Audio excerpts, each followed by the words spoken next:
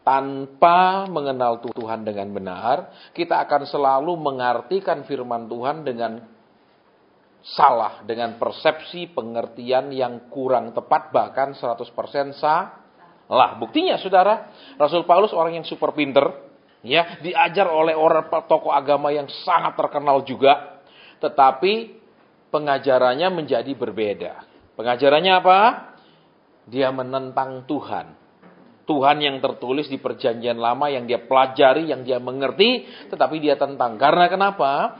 Dia tidak mengenal Tuhan secara pribadi. Begitu Tuhan ketemu dengan dia, ataupun Tuhan mencari dia, atau Tuhan mencegat dia di perjalanan ke Damsyik, disitulah dia berubah. Dia tetap memakai ayat yang sama perjanjian lama, saudara perhatikan, tetapi dengan pengertian yang sudah berbeda.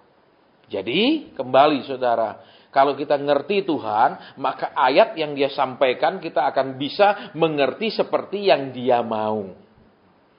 Ya, seperti yang dia mau. Karena kalau terjemahannya menurut selera, terjemahannya menurut kebutuhan, terjemahannya menurut motivasi, ya, terjemahannya menurut kepentingan pribadi, itu akan menjadi terjemahan yang sangat amat berbeda. Ya. Kenapa saudara? Kemarin habis ibadah ada sepasang suami istri yang konseling. Ya, dia tanya tentang perpuluhan. Ternyata dia diajarkan oleh gembalanya perpuluhan yang ekstrim. Sampai kalau pinjem bank pun diperpulukan. Kemarin suami istri itu. Misalnya pinjem bank 100 juta, diperpulukan pinjaman itu 10 juta, itu ngawur. Saudara, ya saya katakan itu ngawur. Kenapa? Lah itu kan uang akan dikembalikan. Betul?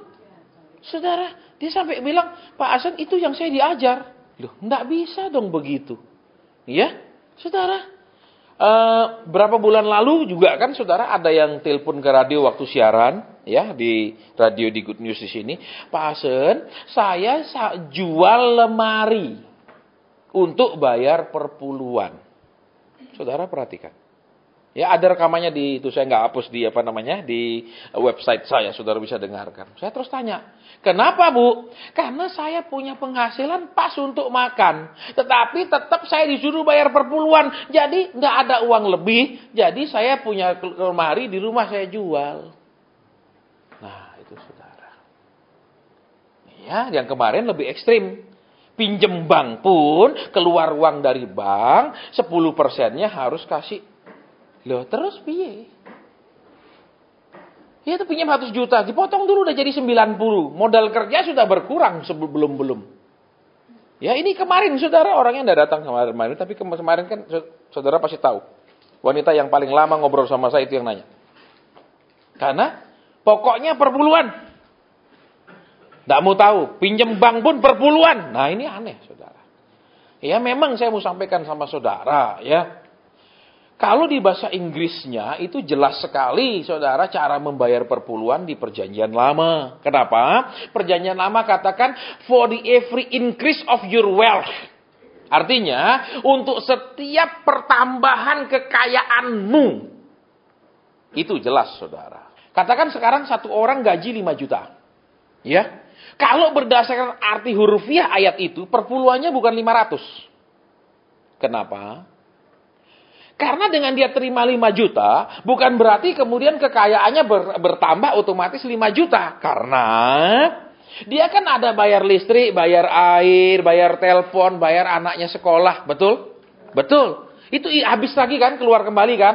Nah, yang diperpuluhkan adalah sisa dari 5 juta itu sesudah dipakai ini, pakai ini, pakai ini. Kalau ternyata dia katakan pemakaiannya keluarga itu 4 juta, sisa 1 juta katakan. Nah itulah yang disebut pertambahan kekayaan, pertambahan harta. Yang 1 juta toh? Yang 4 juta kan habis dipakai keluar semua, bayar anaknya sekolah, bayar ini itu. Nah itulah yang dijadikan perpuluhan, yaitu jadi 100.000. Bukan dari 5 juta, 500 jadi bayar 500 langsung. Kenapa? Karena terjemahan bahasa Inggrisnya tertib sekali for the increase of your wealth. Kalau saudara punya aset nggak bertambah, saudara nggak bayar. Terlebih apalagi pinjam uang bank untuk modal. Belum sudah 10% dulu kasih gereja.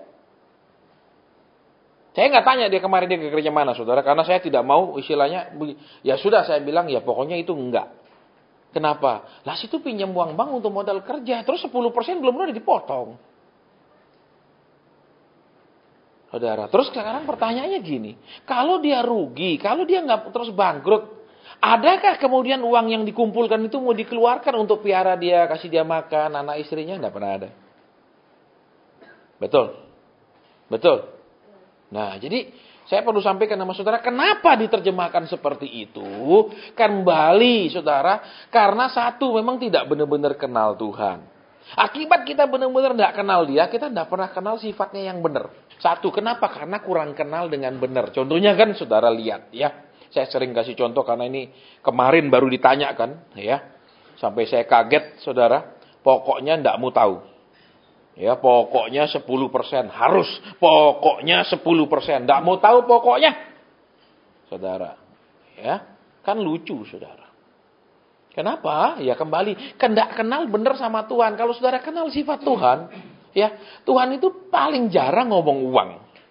Dalam arti, Tuhan tidak pernah minta uang. Saya mau beritahu saudara. Ya. Sekalipun saudara perhatikan, contohnya Tuhan tidak pernah minta uang. Waktu mertuhan itu harus membayar bea bait Allah bersama Petrus. Betul? Dia tidak bilang, panggil itu si Yudas yang kas. Mana? Keluarkan uang kas. Betul? Dia bilang, Petrus, kamu pergi mancing. Di mulut ikan yang pertama kamu dapat. Betul? Dia tidak bilang, Yudas panggil yang pegang uang kas. Ambil uang kasnya. Tidak ada. Kedua, Yesus tidak pernah pakai uang kas. Padahal Yudas pegang uang kas banyak. Contohnya, mau masuk Yerusalem, Yesus nggak bilang, Yudas belikan aku. Apa yang Yesus pakai naik waktu itu? Keledai. Aku nggak mau pinjem. Belikan. Begitu? Nggak. Apa yang dia lakukan? Pinjem. Dia nggak utik-utik uang kas. Tapi orang yang nggak kenal Tuhan akan khotbah apa? Orang Kristen ini semua harus kaya. Buktinya Tuhan Yesus sendiri sampai punya bendahara nama Yudas. Berarti uangnya keliwat banyak. Makanya perlu bendahara. Loh, terjemahnya gitu loh saudara. Diputar sana, putar sini. Memang Yesus maha kaya karena dia ciptakan bumi. Betul? Semua. Tapi dia gak pernah utik-utik hal-hal itu gitu loh. Kalau orang tidak pernah kenal Tuhan akan utik-utik. Kenapa? Ingat saudara ya. Kalau saudara perhatikan di Alkitab. Selalu Tuhan Yesus itu pemurah. Betul. Selalu perumpamannya ada orang berutang dibebaskan. Ada orang berutang dibebaskan. Betul apa enggak? Betul. Begitu apa enggak? Iya tuh. Tapi zaman sekarang jangan pernah coba utang perpuluhan. Binasa, cilaka, mati, mampus, bangkrut. Karena dia tidak kenal hati Tuhannya. Ini yang saudara dan saya harus hati-hati. Makanya kemarin ya, saudara yang sudah fotokopi buku Nabi dan Rasul itu kan ada di situ di buku yang Nabi. Ya, penulis itu. Bailey itu katakan apa? Dia melihat gereja itu menjadi dua aliran sungai yang berbeda. Satu aliran jernih, satu aliran hitam legam. Saudara. Kenapa? Karena kurang kenal. Kalau kita kenal orang itu, kita akan tahu persis seleranya, maunya. Tapi kalau kita belajar kurikulum vitae-nya doang, oke kita bisa tahu, tapi kita tidak kenal yang sebenar-benarnya dia. Kembali di situ, saudara. Ya, makanya saya sampaikan ini karena kasihan kemarin, saudara. Dia stres. Pokoknya tidak mau tahu. Sampai dia merasa, saya salah nggak Pak? Saya salah nggak Pak? Dia beribadah dengan ketakutan. Dia bertanya, masakah benar kalau saya pinjam bank harus perpuluhan? Tapi pokoknya, jadi ketakutannya itu saudara apa? Kalau saya salah nanti gimana? Ingat saudara, Tuhan itu tidak main intimidasi. Ya, ketika sekalipun di padang gurun, ya, dia mau menyuruh umatnya membuat bait Tuhan, yaitu kemah perjanjian itu. Alkitab bilang apa? Dia tidak pernah bilang setiap laki-laki harus nyumbang sekian. Dia bilang apa? Setiap orang yang tergerak hatinya. Betul apa tidak? Tidak ada harus.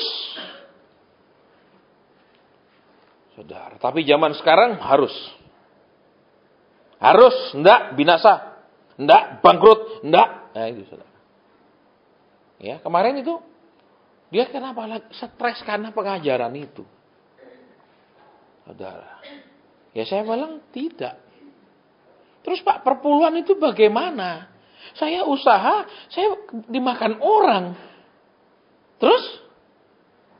Ya pokoknya perpuluhan dari omset lah. Iya, saya orangnya nggak bayar saya gimana? Pokoknya perpuluhan lah, matilah orang itu lama-lama. Mati lama-lama orang itu, saudara. Betul. Memang dia jual barang, tapi yang beli barang dia nggak bayar. Terus ya pokoknya maunya perpuluhan lah, dari mana uangnya? Makanya ingat saudara, nanti kalau saudara mau saya tunjukkan terjemahan bahasa Inggrisnya. Untuk setiap pertambahan kekayaan. Kalau ada nambah. Lah saudara bisa dianggap nambah kekayaan kan sudah sisa saudara pakai bulanan toh. Kalau antara hasil masuk dengan keluar sama, ada nambah enggak duitnya saudara, kekayaan saudara? Enggak ada. Jadi enggak perpuluhan. Gitu loh. Ya saudara. Tapi pokoknya enggak, itu ngawur saudara. Buka Alkitab, baca dengan benar. Saya katakan.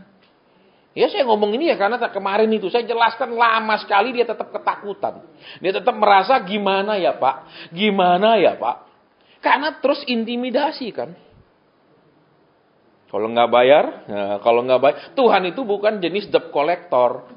Tuhan itu bukan jenis, maaf kata saudara ya, saudara kasih terus lancar semua, enggak. Betul? Sekalipun Abraham kasih perpuluhan, ya kan? Tetap aja masalahnya nggak selesai. Tetap dia belum sampai ke Kanaan, amin. Amin, tetap dia masih belum punya anak, betul? Itu loh saudara. Jadi saya perlu sampaikan sama saudara supaya kenapa?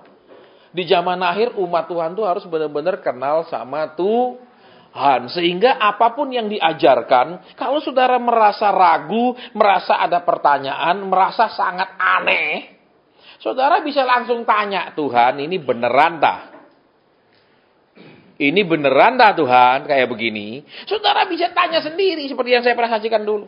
Ya kalau saudara tidak peka, saudara ragu pun karena terus ditakut-takutin, ya saudara stres dan lakukan.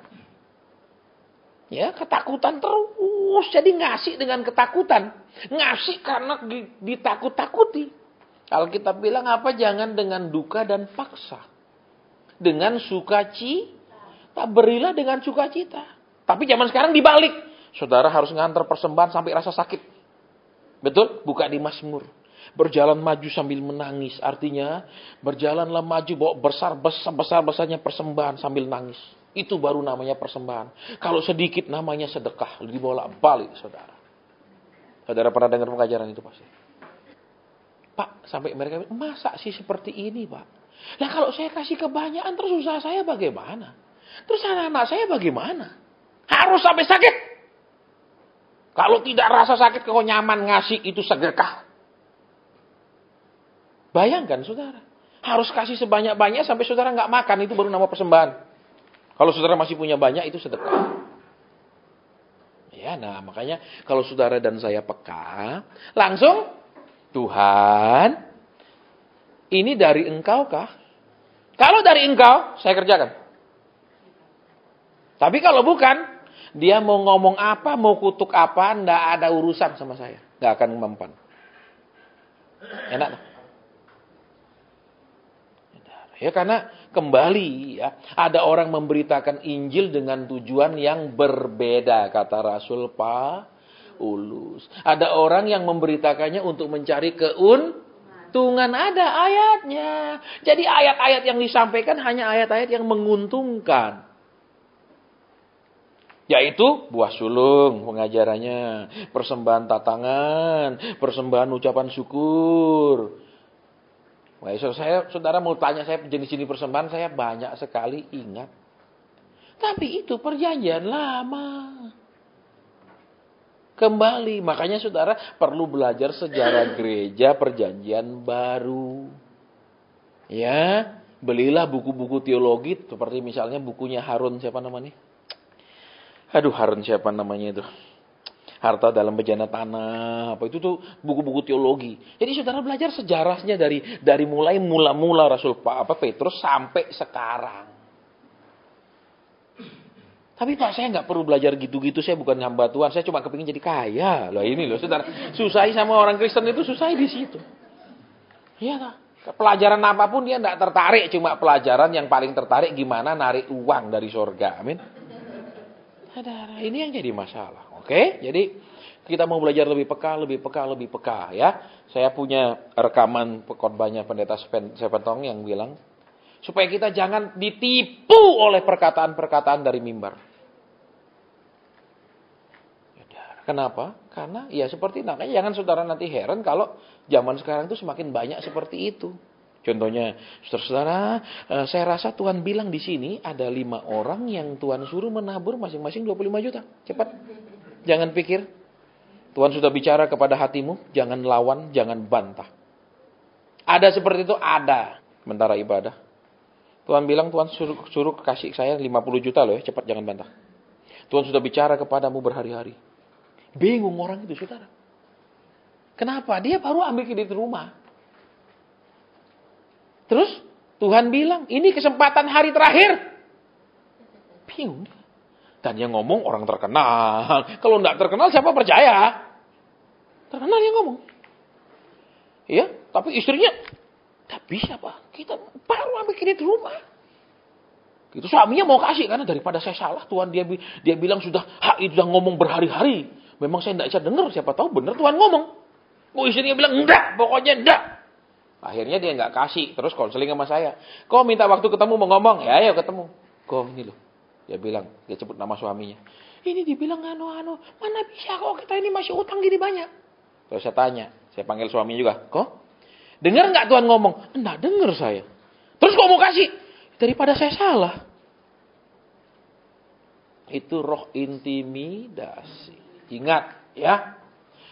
Yang pertama saudara, roh itu ada 3. Yang pertama adalah manipulasi.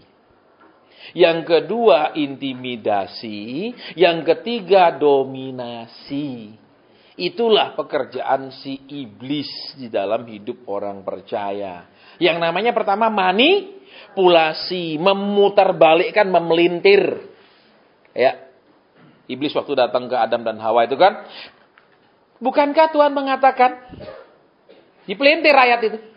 Tidak persis seperti bunyinya. Memang sebagian seperti bunyinya, belai itu sedikit beda sedikit sekali dengan yang seharusnya. Itu namanya manipulasi. Terus intimidasi. Intimidasi itu kalau kau tidak lakukan, awas. Kalau kau tidak beri, bangkrut. Kalau kau tunda-tunda beri, Tuhan hajar.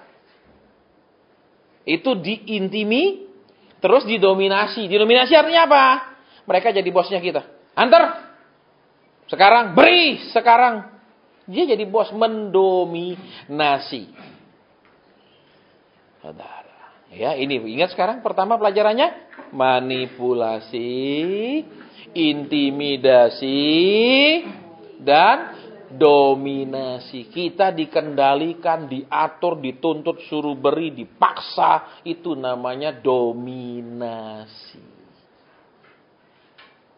Saudara, saya ketemu begitu banyak pengusaha yang mengalami hal seperti ini.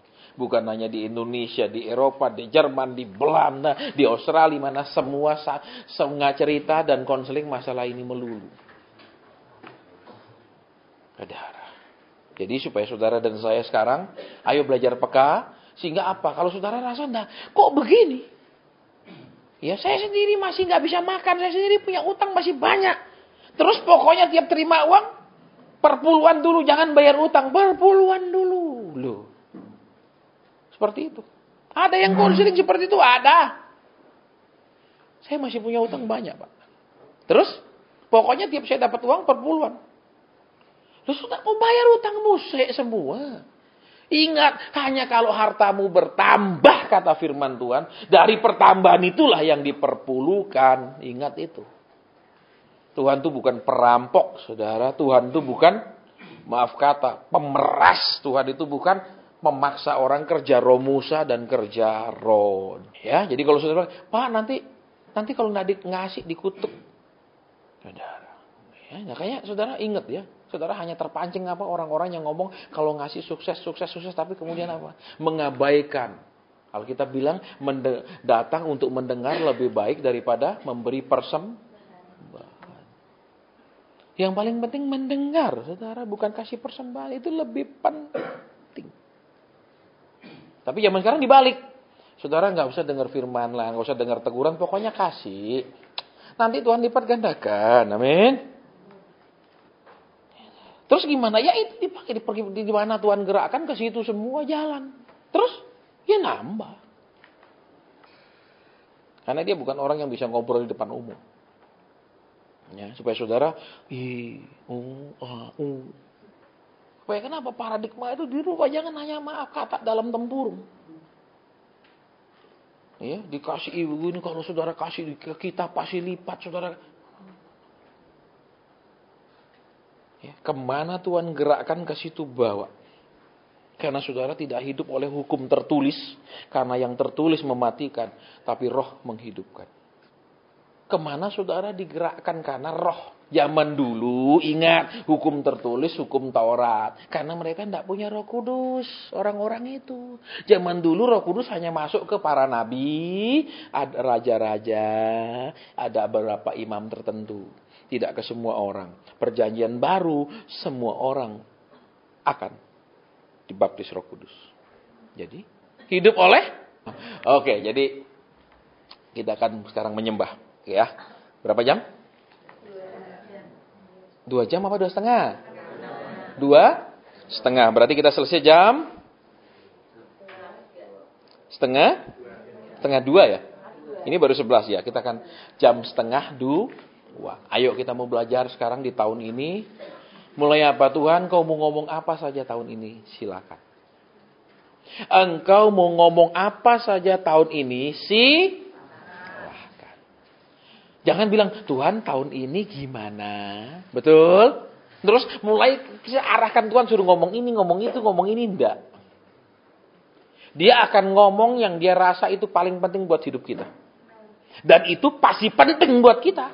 Cuma jadi kita merasa ini loh yang paling penting Tuhan. Amin. Amin. Gitu loh saudara doanya. Yuk kita mulai. Ya saya juga setel jam waker saya supaya tidak keasikan nanti sampai jam 4 ya saudara terus melek belum bangun dia belum bangun dia ya, ini ya. Oke, ayo mulai nyembah, terserah nyanyi silakan, muji silakan, doa silakan. Kita selesai jam setengah 2. Nanti begitu bunyi saya punya waker saya akan bilang amin. Oke. Ya, saya ada hal yang saya khawatirkan kalau membawa orang menyembah kepada Tuhan yaitu ketika awal-awal rame muji nyembah nyanyi terus tiba-tiba sepi ya ternyata apa yang saya khawatirkan tidak terjadi ya itu yang luar biasa ya karena biasanya kan orang semangat di awal-awalnya ya karena orang Kristen ini rata-rata pelari sprint pelari jarak pendek. Wah kalau bilang saudara percaya saudara imani tapi kemudian nunggu 1, 2, 3, 4 tahun hilang semua imannya hilang semua percayanya. Ya, bagi orang Kristen tuh banyakan bukanlah pelari maraton jarak jauh. Selalu di awal cepat sekali, tapi kemudian lama-lama hilang, tidak kelihatan, saudara. Ya, nah, tadi saya tidak tahu apakah pagi ini Tuhan suruh belajar untuk menerjemahkan, menafsirkan bahasa roh atau tidak. Ya, dari tadi saya berdoa. Tuhan, Engkau sedang mengajar anakmu itu menyembah, memuji dalam bahasa roh yang begitu panjang. Apakah Engkau mau supaya itu ditafsirkan artinya?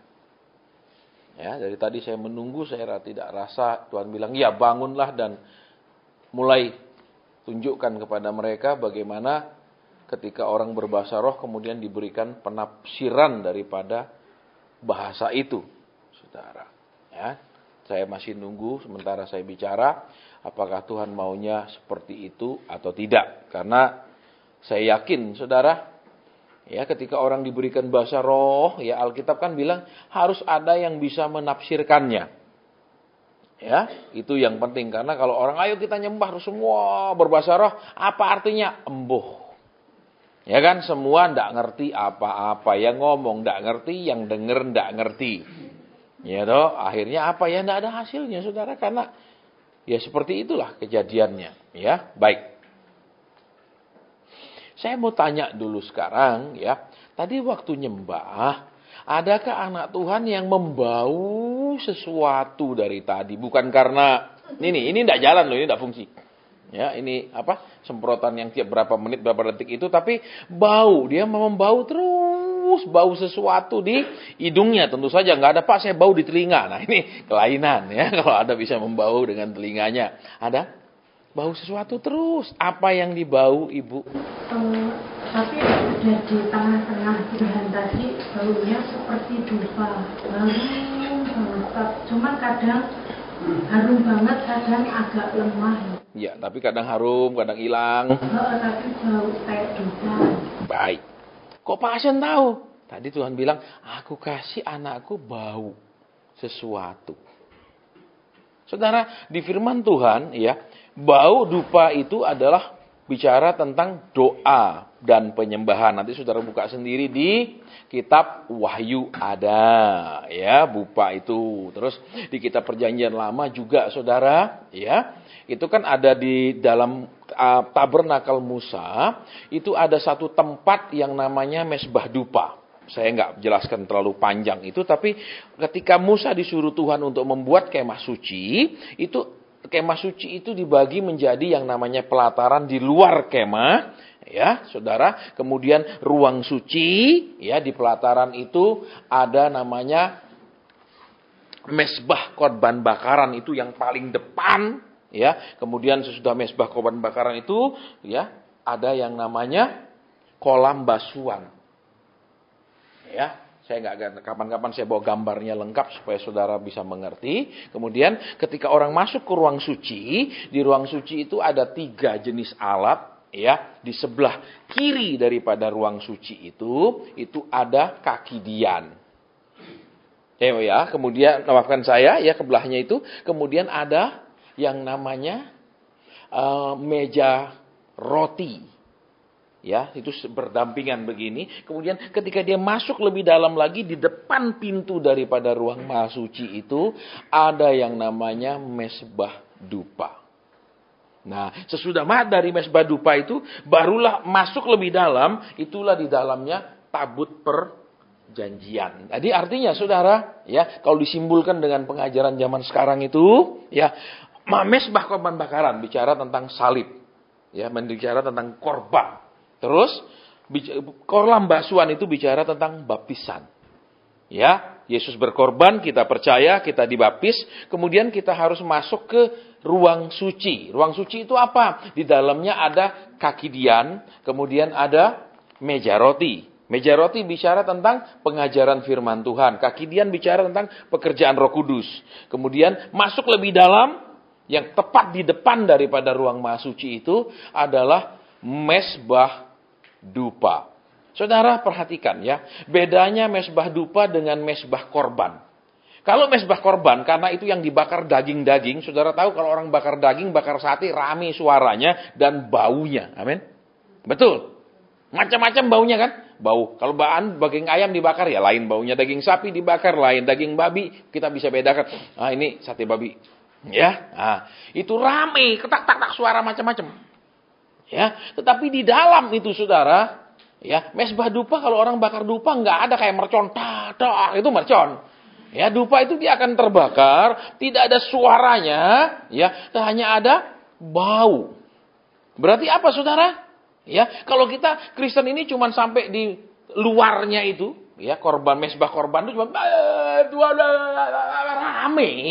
Ya, rame nangis, rame nyesel, rame sedih, rame susah, rame bingung, ya, itu suara-suara seperti itu. Ya. Nah, terus apa sekarang? Kalau di dalamnya itu, ya, orang yang menyembah itu sudah ada di pintu ruang maha suci.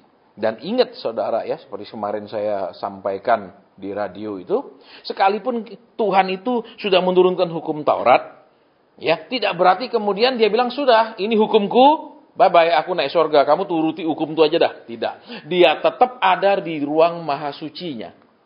Nah, jadi apa saudara? Sekalipun saudara dan saya sudah punya Alkitab yang lengkap, Tuhan itu tetap mau dekat dengan saudara dan saya karena Alkitab itu bukan Tuhan. Tolong perhatikan, saya mau ingatkan saudara dan saya, Alkitab itu bukan Tuhan. Ya, jadi sekalipun itu firman Tuhan, tapi itu bukan Tuhan. Tolong ini yang jelas saudara. Jadi apa? Sekalipun saudara dan saya sudah punya Alkitab, ya, tetapi tidak bisa Alkitab itu menggantikan pekerjaan Tuhan di dalam hidup kita. Tidak bisa Alkitab itu menggantikan kedekatan saudara dan saya dengan Tuhan. Dalam arti, saya sudah punya Alkitab terus, saya sudah ngerti semua terus, saudara dan saya nggak bergaul dengan Tuhan, itu omong kosong hasilnya. Kenapa? Firman Tuhan bilang, Rasul Paulus bilang apa? Orang-orang yang punya pengetahuan itu biasanya apa? Sombong, ada ayatnya. Pengetahuan apa? Pengetahuan agama. Saya ngerti. Saya tahu nggak boleh gini. Saya tahu. Kayak orang Farisi, Saduki, ahli Taurat, betul. Ingat itu saudara ketika Yesus lahir, datang orang Majus ditanyain, udah di Bethlehem tanah Yehuda. Kapan? Betul, enggak tahu dia. Dia cuma tahu garis besarnya, dia cuma tahu informasi sedikit yang sama sekali tidak lengkap. Iya kan? Ini saudara, makanya kenapa sekalipun Taurat diturunkan, hadirat Tuhan tetap di ruang Maha Suci. Tidak bisa dia bilang, sudah aku udah berikan kau firman Tuhan, itu penuntun hidupmu, baca itu, turuti itu, aku balik surga. Tidak ada.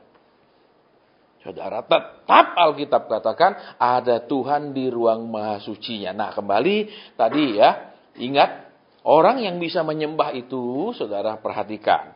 Ya, ingat dupa itu tidak meletak-meletak apa seperti mercon. Saudara kalau lihat dupa kan nyala, tidak ada suaranya apapun, dia nyala sepi, betul? Tapi baunya keluar.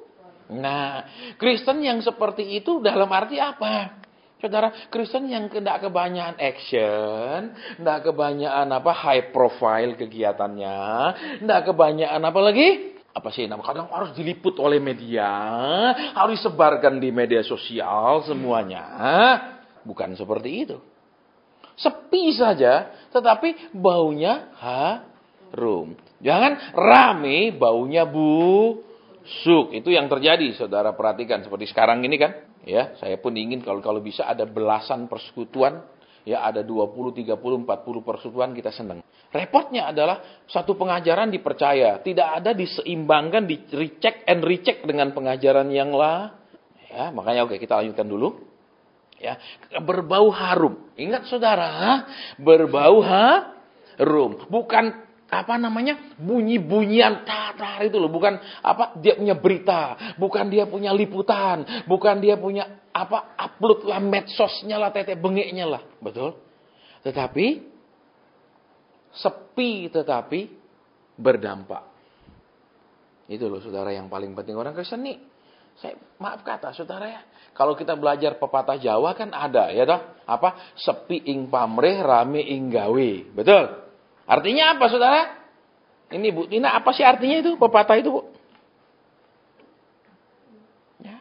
Sepi ing pamrih, rame ing gawe. Artinya apa saudara? Semua kegiatan itu tidak ada hubungannya dengan pamrih tersembunyi, keinginan tersembunyi, motivasi tersembunyi. Betul? Cuma semuanya kegiatannya yang rame, motivasinya enggak. Bukan motivasinya rame, saudara, terus kegiatannya membuat rame. Bikin gaduh. Jadi kita mau apa sekarang coba? Dupa yang berbau harum. Sepi nggak ada suaranya. Tetapi baunya di mana-mana dan baunya harum. Jangan licik-licikan, saudara. Ya, kemarin saya dengar salah satu dosen di situ cerita, wah licik.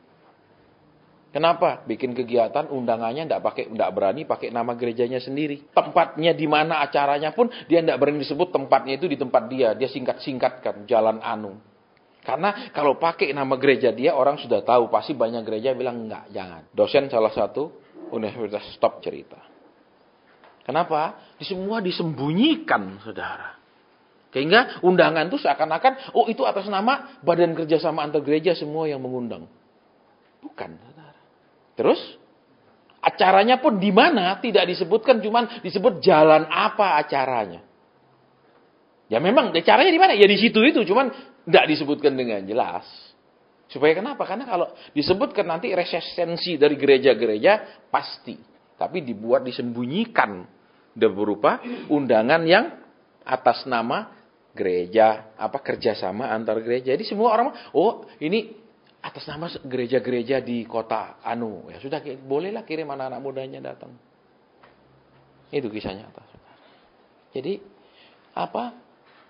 kita kiranya jadi orang Kristen yang udahlah, mungkin orang nggak lihat kegiatannya, orang nggak lihat gaungnya, orang mungkin nggak pernah dengar, ya.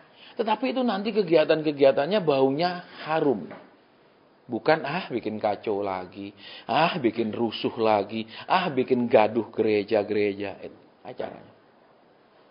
Ya, saya rasa saudara sudah mengerti. Saya pun tidak tahu, ya, karena ponakan saya kan itu adalah ketua daripada, saya lupa namanya, kegiatan rohani Kristen.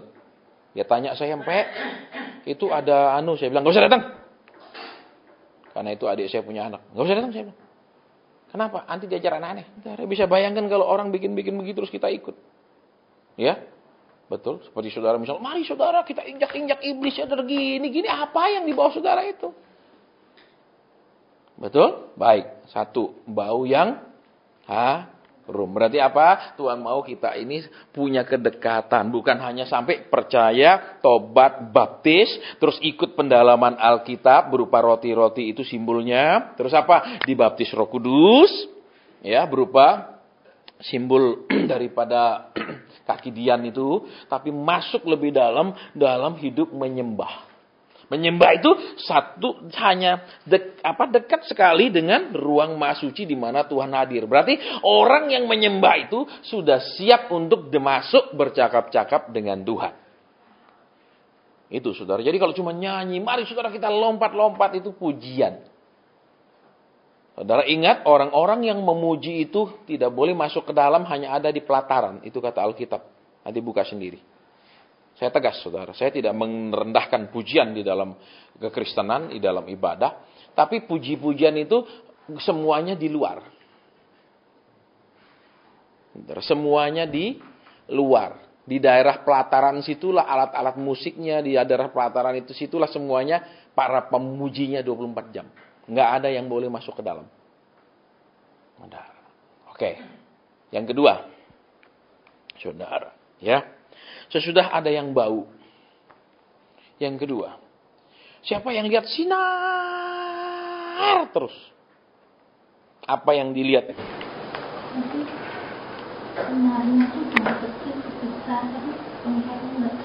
Sinar kecil terus besar. Saudara dan saya ini, Tuhan mau apa? Bukan hanya jadi, maaf kata, ngomongnya terang bagi bangsa-bangsa. Itu omong kosong. Ya, kalau enggak jadi terang di rumah, itu omong kosong. Ya, seperti kesaksian kayak kemarin itu kan, yang naik sepeda motor V80 tuh. Saudara yang pernah punya Honda Yamaha V80 tuh, masih ada yang kotak itu loh. V80 teng. Kalau Yamaha kan gitu bunyinya. Nah, itu. Wah, belum ada orang sudah. Saya begitu kagum sama itu, saudara. Ternyata begitu saya ke rumah, istrinya cerita, "Woi, Pak, sendiri ya sudah. Ternyata di gereja itu bisa tertunduk, bisa seperti, begitu alimnya, saudara. Betul? Tapi di rumah begitu zolimnya dia, saudara. Ya, itu yang terjadi. Oke? Jadi, Tuhan mau apa? Terangnya terus semakin terang. Berarti dimulainya dari mana? Di rumah.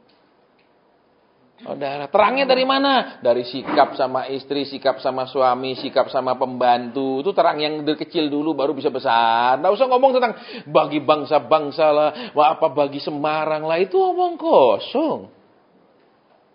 Saudara, ya mulailah dari kecil, terang. Dia membesar, terang. Itu loh. Jadi jangan yang terlalu suka dibawa dalam hayalan-hayalan. Saudara-saudara, kita adalah terang dunia. Amin. Tapi di rumah bikin buram. Amin. Begitu dia pulang, anak-anak semua ketakutan. Istri pun jadi diam. Suasana ceria di rumah menjadi hilang ketika dia hadir. Amin. Kenapa macan datang? Iya, semua baik-baik. Kenapa? Papa sensitif. Maksudnya, sensitif kan bagus, Pak. Peka, iya. Sensi maksudnya bukan sensitif. Amin. Dikit-dikit ngamuk, dikit-dikit salah ngerti. Itu kan bukan namanya terang. Amin. Betul. Jadi terang. Nah, itu mestinya apa? Semakin terang. Terus dari mulai kita jadi terang yang kecil, kita mukanya cerah. Nanti kalau ketemu orang juga kita bikin muka orang cerah. Jangan tiap ketemu orang, waduh saya punya masalah. Orang tuh cerita, saya punya masalah gini. Wah, situ punya masalah kecil, saya punya lebih besar. Wih, hebat betul, amin. Banyak Kristen itu kesaksian negatif begitu. Nah, itu jadi terangnya semakin besar. Makanya diingatkan dupa. Orang yang dekat sama Tuhan itu lebih banyak nyembah, lebih banyak dia duduk di kaki Tuhan daripada lebih banyak kegiatan-kegiatannya. Halo? Itu loh, kegiatan-kegiatan. Kenapa? Karena duduk di kaki Tuhan tuh enggak ada yang lihat. Terus, siapa yang bisa puji kalau berdoa sendiri di rumah? Tapi kalau kegiatan ini itu, dia aktif sekali ya. Wah, dia. Itu loh, saudara. Oke, jadi makin terang. Dalam arti apa? Kalau terangnya kecil ya sekitar situ saja yang bisa diterangi. Kalau makin besar ya lebih luas lagi. Lebih luas lagi. Ya artinya luas saudara, baik di rumah tangga ya dok, terhadap istri. Amin. Sehingga apa? Ngomong istrinya cerah. Kenapa? Dia dengarkan lo rajin, dia dengerin saya ngomong. Amin. Keluhan perempuan kan di mana-mana. Aduh suami saya nggak suka dengar saya ngomong. Amin. Dan keluhan suami, istri saya cerewet. Amin. Itu kan keluhannya. Betul apa ya? Istri ngeluh nggak mau didengar, suami ngeluh, istri cerewet. Amin. Loh, nggak mau denger aja bilang cerewet. Amin. Loh, nggak mau denger aja bilang cerewet. Apalagi denger. Bayangkan berarti istri super cerewet. Bayangkan jahatnya laki-laki nilai istrinya. Amin. Dia nggak mau denger aja dia bilang istrinya cerewet. Betul? Loh. Halo. Agak diam. Iya dong. Makanya itulah ya. Karena ya kembali zaman Adam dan Hawa dong. Wanita itu butuh diajak ngobrol. Amin. Lalu Adam kesibukan ngurusi kerjaan, datanglah si ular. Betul? Nah makanya sampai sekarang wanita ya seperti itu jalannya. Betul? Lihat ular belok sana, belok sini. Coba ajak ke mall kan begitu. Amin. Lihat ini dulu. Lihat ini dulu. Lihat itu dulu. Betul apa enggak ya? Ibu-ibu semua sama. Istri saya juga gitu kadang. Ya, mau pergi Carrefour beliin ini. Ayo jalan deh. Saya jalan. Kadang kan gini. Mana dia? Kadang lelah saya cari. Lihat terus ada sini lagi yang lorong sini nggak ada.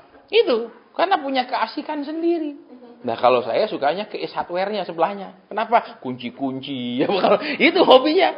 Ya kalau dia enggak, apa lihat kunci-kunci, lihat gini-gini. Buat apa? Lah ya memang perempuan hobinya lain, saudara.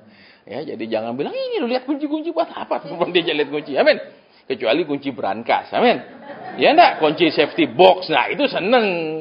Ya enggak? Ini loh, udah safety box dari BCA tak taruh 200 kilo misalnya, ya no? Terus apa lagi? Ada berlian 2 mangkok. Nah, itu baru haleluya. Kalau kunci itu sih seneng, saudara. Tapi kalau kunci Inggris, kunci pas ya enggak seneng orang perempuan. Amin. Ya, itu baik. Itu yang kedua, terang. Terus yang ketiga, ada lingkaran. Saya enggak tahu. Lingkaran yang kelihatan apa itu? Mana orangnya? Tidak ada orang yang melihat lingkaran itu. Ragu-ragu. Apa saya lihat? Apa pikiran saya? Apa? Udah. Yang kedua. Sekalipun saudara ngomong itu bukan karena digerakkan Tuhan. Tapi karena saudara katakan begini.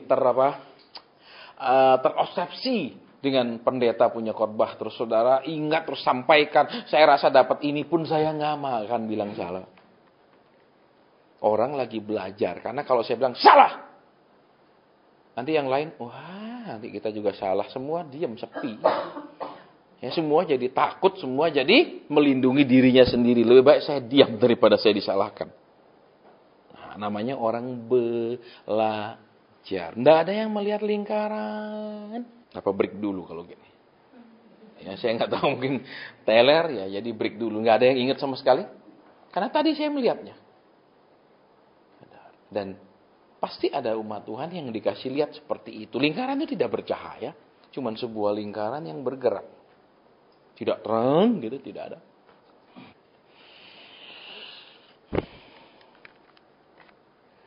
Nyanyi. Saya tidak tahu. Apakah engkau didengarkan pujian yang ada di alam roh? Engkau dengar ada seperti nyanyian begitu? Ya, saya nggak tahu. Karena saya dengar kata nyanyi, nyanyi. Adakah di sini waktu tadi memuji, menyembah, seperti mendengarkan ada pujian yang dia bisa dengarkan? Bukan dari teman-teman tetangga sebelahnya, bukan. Tidak ada. Apa yang dengarkan tadi, Tante? Kecapi. Bacanya tuh kayak bahasa ya. Waktu saya kok ikuti bahasa itu gitu. Ya.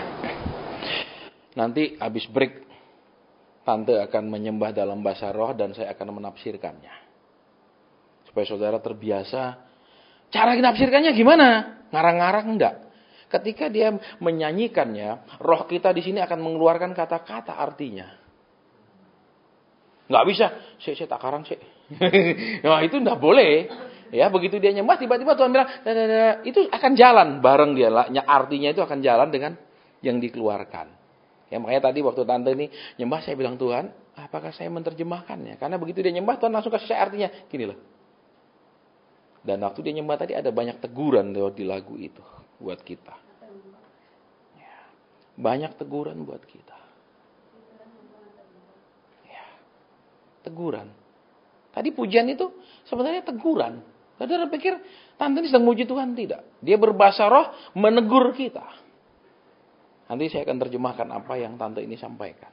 Supaya kenapa? Saudara terbiasa dengan pekerjaan roh. Itu bukan sesuatu yang aneh, bukan sesuatu yang ajaib, bukan sesuatu yang mesti panggil siapa namanya pendeta-pendeta Amerika, ya pendeta kutub selatan, kutub utara, bukan. Ketika saya lihat pendeta Indonesia tidak ada satupun saudara yang bisa orang jatuh tuh saya bilang, Tuhan, memangnya bangsa kita ini bangsa apa? Emangnya Tuhan cuma cinta orang bule, saya bilang. Saya ngomong saudara, memangnya Tuhan cuma cinta orang bule? Kenapa bangsa kita tidak bisa tuh? Memangnya karena lebih sayangkah, lebih pinterkah? Saya gitu, saya protes saudara, bukan protes bilang Tuhan tuh nggak adil, cuman kenapa sih bangsa kita ini nggak bisa? Gitu loh. Coba orang bule kalau datang, baik saudara ya, itu di Jakarta stadion demi stadion penuh. Coba orang sesama hidung pesek gini bikin acara. Nah bisa. Betul. Mesti undang 100 artis sih. Supaya fan artis ini datang. Fan artis itu datang. Gitu saudara. Ya. Apa karena memang hidungnya pesek jadi urapannya tidak bisa tinggi? Ya. Saya tanya saudara. Saya bilang kenapa Tuhan? Tidak dijawab saudara. Kenapa dijawab? Kalau boleh main bola dia mainin. Kalau kita tulang kering kadang yang melayang. Iya saudara. Ya ini memang susah. Ya tidak ada sifat sportivitasnya. Betul? Oke. Jadi nanti kita akan itu ya. Karena kenapa? Tuhan bilang, tadi kan Tuhan begitu Tante ini ngomong, Tuhan bilang ini loh. Wah teguran Tuhan. Waduh ini teguran. Ya. Kok bisa tahu? Roh Kudus dari sini menerjemahkannya. Itu bahasa apa? Nggak tahu. Kok bisa terjemahkan kalau enggak ngerti? Lah Roh Kudus yang kasih tahu ini lo artinya gitu loh saudara. Ya, nanti ini Pak Woro juga saya mau latih berdiri sebelah saya supaya waktu Tante ini berbahasa roh dia konsentrasi, tiba-tiba dia bisa, oh ini lo artinya. Roh Kudus akan berikan keluar dari dalam ini artinya. Enggak bisa dipikir. Nggak akan bisa saudara terjemahkan. Karena itu bahasa yang memang hanya bisa lewat Roh Kudus ditafsirkan oleh roh. Nanti habis break ya saudara ya. Baik itu. Kemudian ya saya lihat jam dulu saudara ya. Supaya nanti nggak terlalu teler. Sehingga sudah minum kopi pun nggak mempan kalau sudah kelewat ngantuk ya. Baik. Terus yang selanjutnya. Siapakah yang melihat sepatu-sepatu? Bukan karena banyak begini. Iya, bukan. Tapi siapakah yang dikasih lihat Tuhan sepatu? Ada. Adakah yang dikasih Tuhan lihat sepatu? Nggak ada juga? Iya. Apa yang bagaimana sepatu yang tante lihat? Ya, sepatu-sepatu. Saudara, sepatu di dalam firman Tuhan bicara tentang satu. Ketika saudara dan saya melihat sepatu, itu satu bicara tentang perjalanan yang pasti dilindungi oleh Tuhan. Karena sepatu juga fungsinya untuk melindungi kaki ketika berjalan. Itu yang pertama. Jadi perlindungan perjalanan selanjutnya. Itu yang pertama. Yang kedua, sepatu bicara tentang panggilan yang berbeda. Bahwa saudara dilengkapi sepatu dan disuruh jalan. Artinya saudara akan punya panggilan, akan disiapkan, disuruh melakukan sesuatu entah apa. Itu dikasih lihat sepatu biasanya. Ya. Kemudian yang ketiga, ketika kita dikasih lihat sepatu, tergantung bentuk sepatunya, itu juga berarti bicara tentang posisi kita, entah mau dipromosikan Tuhan, diangkat Tuhan, dan lain-lain. Tergantung dari bentuk sepatunya dan bahan sepatunya. Ya, itu tidak sama, makanya sepatu-sepatu banyak dan tidak kembar. Itu pasti beda-beda. Ada bahan dari apa, bahan. Nah, itu menentukan apa? Orang itu akan dipromosikan seberapa. Itu pada warna. Makanya nanti kita akan terbiasa dengan cara Tuhan komunikasi. Ya jangan sepatu. Oh, saya suruh buka toko bata. Loh, ada hubungan saudara. Ya itu tidak ada hubungannya nih kalau secara rohani. Jadi itu jangan, wah berarti itu jawaban saya mau buka toko dah. Oh silakan. Tidak urusan nih bangkrut. Amin. Jadi jangan diartikan duniawi terus. Baik. Ya. Kemudian yang terakhir, habis ini kita break. Ya. Siapa yang melihat lonceng? Tidak ada. Tidak ada yang melihat lonceng. Ada dua yang tidak diakui, ada dua yang dilupakan. Lonceng. Tidak ada sama sekali. Ingat saudara ya, begitu nanti kita break, terus habis break, saya enggak. Ya, karena saya dapat katakan, sekalipun misalnya saya tahu jelas-jelas itu salah, enggak akan saya bilang salah. Ingat saudara. Kenapa? Karena kita lagi belajar. Saudara, ya, karena kan ada orang yang begitu terobsesi dengan khotbah pendeta, nanti dia itu khotbahnya si Anu, saya bilang ya, cuman ya sudahlah. Saya nggak bilang itu Anu ya. Yakin tidak ada yang melihat lonceng? Aneh, saudara, ini tambah lama tambah apa karena 2:30? Iya. Baiklah kalau ini saya tidak paksa, saudara ya. Oke, kita akan break sampai 3:30. Ya, 1 jam break cukup, amin. Silakan saudara yang punya karunia khotbah mini-mini di luar sendiri. Ya, mari itu dikembangkan ya. Tapi ada makanan minuman ambillah secukupnya, tidak usah sampai sisa-sisa. Betul? Saudara ambil sedikit, saudara masih butuh tambah silakan, jangan sampai buang-buang. Ya, baik, kita akan break. Kemudian nanti kita akan belajar untuk ketika ada yang berbahasa roh itu kita mau belajar untuk diberikan karunia menafsirkannya. Berbahasa roh itu bukanlah menyembah. Berbahasa roh adalah berbahasa roh. Kenapa? Karena namanya orang waktu berbahasa roh itu belum tentu itu sebuah penyembahan kata-katanya. Tolong diperhatikan. Ya, kata-katanya itu belum tentu penyembahan seperti yang tante dapat tadi itu, dia seperti nyembah, bukan. Dia menyampaikan pesan Tuhan teguran demi teguran dari tadi. Mungkin tante lagi nyembah bahasa, bukan, dia menyampaikan banyak teguran ketika dia berkata-kata seperti itu. Nah, terus kalau mari kita menyembah, ternyata yang keluar teguran-teguran berarti kan bukan nyembah. Ya, nah ini yang salah kaprah di dalam Di dalam pujian ya, dalam praise and worship itu yang sampai hari ini nggak ada yang mau perbaiki, dibiarkan saja seperti itu. Ya, saya juga memang tidak terbeban memperbaikinya. Ya, itu biarkanlah urusan mereka. Ya, daripada kita repot dan sibuk ngurusi yang nggak penting, buat mereka nggak penting memperbaikinya. Ya, konsepnya salah tetap dijalankan. Ya, lebih baik kita jalankan yang benar daripada ngurusi yang seperti itu. Karena ditengkar debat nggak terima dan lain-lain. Saudara, Saya mendengar kata angin, angin. Nah, tentu saja siapa yang dapat penglihatan angin? Tentu saja nggak ada orang bisa lihat angin. Tapi melihat pohon yang ketiup angin kencang bisa, berarti anginnya. Nah, siapa yang mendapat sesuatu tentang angin sebelum kita mulai ya latihan untuk menafsirkan bahasa roh? Ada? Nggak ada juga. Nggak ada.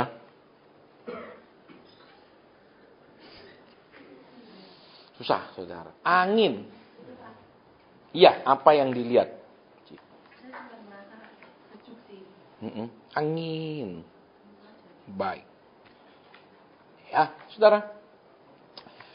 Tubuh kita seringkali tidak mengerti apa yang roh kita mengerti. Ya. Tetapi juga tubuh kita bisa merasa atau bereaksi atas apa yang diketahui oleh roh. Kadang. Contohnya, ya, kita lagi jalan, tiba-tiba bulu kuduk berdiri. Bisa memang karena kita takut, tapi bisa karena tubuh kita merasa ada makhluk lain di situ. Bisa juga kita jalan, tapi kita merasa saya sedang diawasi. Tapi kita tahu bahwa yang ngawasi kita bukan manusia. Tapi saya lihat saya sedang diawasi. Nah, itu tubuh kita bisa menangkap apa yang ditangkap oleh roh. Tapi kadang tubuh kita tidak bisa menangkapnya. Terus kalau nggak bisa, kenapa? Ya memang kembali saudara, roh, jiwa, tubuh itu terpisah. Dalam arti roh adalah roh, jiwa adalah jiwa, tubuh adalah tubuh. Ya, jadi nggak bisa, kalau latihan terus supaya bisa. Saya pun kadang saya tidak mengerti. Kembali ke situ. Baik. Ya, terus rasa angin, ya, dingin, rasa nyaman, saudara. Kehadiran Tuhan sering dikasih tanda dengan panas dan dingin. Jadi saudara, perhatikan ya. Saya katakan, bertemu dengan Tuhan Yesus, ngobrol dengan Tuhan Yesus, melihat Tuhan Yesus, itu bukan sesuatu yang ajaib buat anaknya. Nek anaknya lihat bapaknya itu bukan hal yang ajaib. Amin. Bapaknya lihat anaknya bukan hal yang ajaib. Betul. Bapaknya ngomong sama anak ngomong sama bapak, nggak ada yang ajaib. Amin. Justru yang ajaib kalau sama sekali nggak pernah komunikasi. Amin. Betul. Nah, ini yang kita mau perbaiki kekristenan saat-saat ini supaya kembali kan, ya, yang kita lakukan sekian tahun itu ternyata ada tertulis di programnya Tuhan. Ya kan, yang nubuat yang belum tergenapi tulisan Bill Hamon itu di pasal-pasal terakhir dia katakan nanti di zaman akhir Tuhan itu akan memulihkan telinganya orang percaya untuk bisa dengar sendiri. Ya, itu yang kita akan terus kejar. Baik. Ya, jadi rasa dingin. Saya tadi tidak merasa Tuhan hadir karena saya keasikan nyembah sendiri. Saudara, ya, yang saya nyembah tadi itu berterima kasih atas segala kesulitan yang saya alami. Kok bisa terima kasih, Pak? Ya, jujur, satu, karena saya bisa terima kasih karena kesulitan itu semua sudah selesai. Itu yang pertama dulu. Karena udah selesai, saya bilang kamsya. Loh, kalau belum selesai saya nggak bisa loh. Saya nggak bisa, saya jujur saya nggak bisa bilang kamsya. Pasti Tuhan, tolong saya lepaskan. Ya. Kenapa bisa bilang kamsya? Karena sesudah itu selesai, saya bisa melihat apa yang tidak bisa saya robah sendiri dari sifat saya, kelemahan saya, dan macam-macam yang jelek, itu bisa berubah lewat proses yang sangat menyakitkan. Jadi, kalau saudara dan saya ini mau cepat perubahannya, Tuhan punya resep yang paling manjur. Ya, yaitu hal-hal yang paling menyakitkan. Ingat itu. Ya, tapi nanti saudara begitu selesai, saudara akan bilang terima kasih Tuhan. Kalau aku tidak melalui kesulitan itu, aku tidak seperti ini imannya sekarang. Kalau aku tidak melewati kesulitan itu, tidak seperti ini taatnya aku sekarang. Kalau aku tidak lewati semuanya itu, tidak seperti ini pengenalanku akan Engkau. Ingat tak, sesudah selesai. Jadi kalau belum ya memang susah, saudara ya.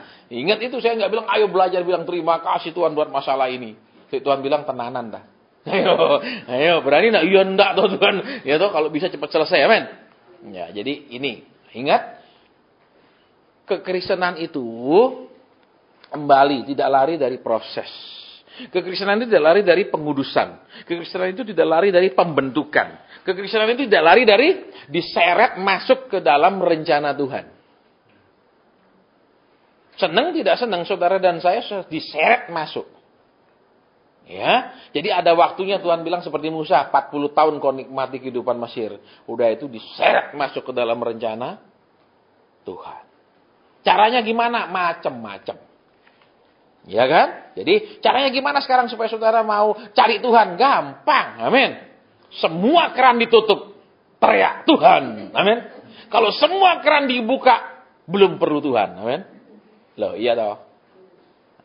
Nanti sudah diproses Tuhan, saudara dan saya, ada ndak masalah, ada ndak kebutuhan, ada ndak keinginan, tetap cari Tuhan.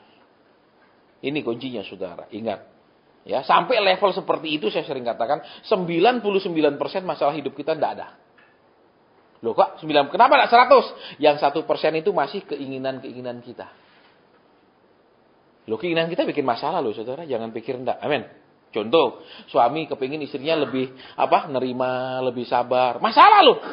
Betul, belum tentu istrinya bisa terima. Iya apa enggak? Belum, istrinya bilang, "Aku terus kau suruh berubah, kau enggak berubah." Gitu. Masalah kan? Tapi kalau suaminya bilang, "Sudah aku terima apa adanya." Aman kan? Istrinya terus apa? Suaminya juga bilang, "Karena aku terima kamu apa adanya, ya kamu juga harus terima aku gaji seadanya." Mau? Enggak dong. Enggak, sudah bisa kalau gitu. Baik, saudara ya. Nah, makanya ketika saudara dan saya diproses ya, bukan maksud Tuhan menyiksa saudara dan saya, menghukum saudara dan saya, terus apa lagi? Memperingatkan dengan cara yang sangat keras kepada saudara dan saya, tidak ada urusannya dengan itu. Tuhan tidak tertarik dengan dosa saudara dan saya. Tuhan hanya tertarik dengan rencananya di dalam hidup saudara dan saya. Itu yang saudara dan saya harus tangkap. Nanti semakin saudara dan saya kenal Tuhan, sejahat apa kita dulunya, sejelek apa kita dulunya, selemah apa, sekekurangan apapun pikiran kita, apa semua yang gak beres, Tuhan gak urus hal itu. Yang dia urus, kamu masuk ke prosesku, kamu akan jadi manusia yang sama sekali berbeda. Jadi jangan bilang, saya dulu jahat kayak gini. Tidak ada urusannya sama Tuhan. Tuhan gak ngurusi itu, saudara. Buat dia bilang, pokoknya kamu harus jadi ini. Yang dia bayangkan adalah harus jadi apa, itu aja. Dia gak peduli siapa kita. Ingat itu. Ya, nanti saudara akan lebih mengerti tentang pengampunannya Tuhan. Saudara akan lebih mengerti tentang kasihnya Tuhan. Ketika saudara dan saya bilang, Tuhan aku minta ampun, surat kitab yang mencatat dosa itu langsung hilang tulisannya, bukan di tip X. Kalau di tip X, dikerok tip X-nya, kebaca lagi. Ya, saya waktu sering dibawa ke alam roh, itu langsung tidak ada tulisan sama sekali, kosong. Kalau minta begitu sudah bilang Tuhan aku benar-benar minta ampun, hilang. Jangan terus, saya bikin salah, kenapa saya bikin salah? Itu saudara cari gara-gara sama Tuhan. Karena buat Tuhan selesai bilang aku minta ampun, selesai, hilang. Gitu loh. Ya, nanti saudara akan lebih ngerti hati Tuhan, sehingga dengan lebih ngerti kita akan lebih sesuaikan diri kita dengan hatinya Tuhan. Supaya cocok. Oke? Nah, sekarang saya tahu kepingin gimana sih nafsir bahasa roh, amin. Halo? Ya. Ya, toh saya tahu saudara dari tadi ibunya itu. Ya, nah, tapi ingat ya saudara ya. Ketika sekali saudara dan saya sudah masuk ke dimensi roh, tidak ada jalan balik kembali. Tolong perhatikan. Tidak ada jalan balik kembali. Artinya, sekali saudara dan saya sudah mau dipimpin oleh roh, tidak bisa lagi bilang aku tidak mau dipimpin. Tahun ini aku mau jalan sendiri, nanti tahun depan tolong aku. Atau bulan ini aku mau rencana gini, jangan larang aku. Tidak bisa. Ingat ini, saya bilang resiko. Saya tidak takut-takutin saudara, tapi supaya saudara mengerti. Jangan, ya saya mau, tapi nanti dipimpin ini, disuruh gini, saya tidak mau. Tidak bisa. Alkitab bilang saudara dan saya ini tawanan roh. Tawanan roh. Disuruh apa? Nurut nek tawanan. Berutut. Gitu. Tawa. Bisa ditangkap maksudnya? Tapi Pak, saya nggak penting lah dipenuhi Roh Kudus, yang penting dipenuhi kantong Pak. Aduh, kadang saya lelah saudara ya. Sebagai yang ngajar, aduh larinya ke situ lagi, ke situ lagi, ke situ lagi. Saudara, ujungnya ke situ aja muter-muternya. Ya, padahal saudara dan saya tahu, kalau kita berkenan sama Tuhan, saya mau ngomong ya, tidak ada orang benar yang meminta-minta kata Alkitab. Orang benar loh saudara, nggak ada minta-minta. Berarti kalau selalu ngomong minta-minta, orang nggak benar. Benar? Benar? Loh, kan diminci kata tidak ada orang benar minta-minta, artinya kalau kita hidup benar kita akan dicukup-cukupkan. Yang pertama, yang kedua, buktinya kita orang benar tuh nggak minta-minta. Itu buktinya karena orang benar tidak meminta. Nah, itu loh dua arti. Ya, darah ya. Oke, sekarang tante mari ke depan. Saudara mungkin lihat, tante ini enak ya, bahasa rohnya panjang banget. Tapi saudara tahu, kenapa Tuhan memberikan dia bisa berbahasa roh begitu panjangnya? Kenapa bisa Tuhan memberikan dia nyanyian-nyanyian yang berdalam bahasa roh yang begitu panjangnya? Ada yang dia sudah lewati, yaitu hal yang mendukakan. Betul tante? Bisa cerita sedikit yang tante sudah lewati. Duka apa supaya saudara dan saya ngerti kalau engkau dan saya belum pernah mengalami luka yang sangat dalam. Maaf, Roh Kudus tidak bisa penuh di dalam engkau dan saya. Maksudnya duka piye ya? Ya, kesedihan, duka dan apa? Saya nggak tahu, saya nggak mengarahkan tanda. Nah, enggak apa-apa. Iya, saya ini untuk direkam. Ya, bukan mic, saya rekam supaya.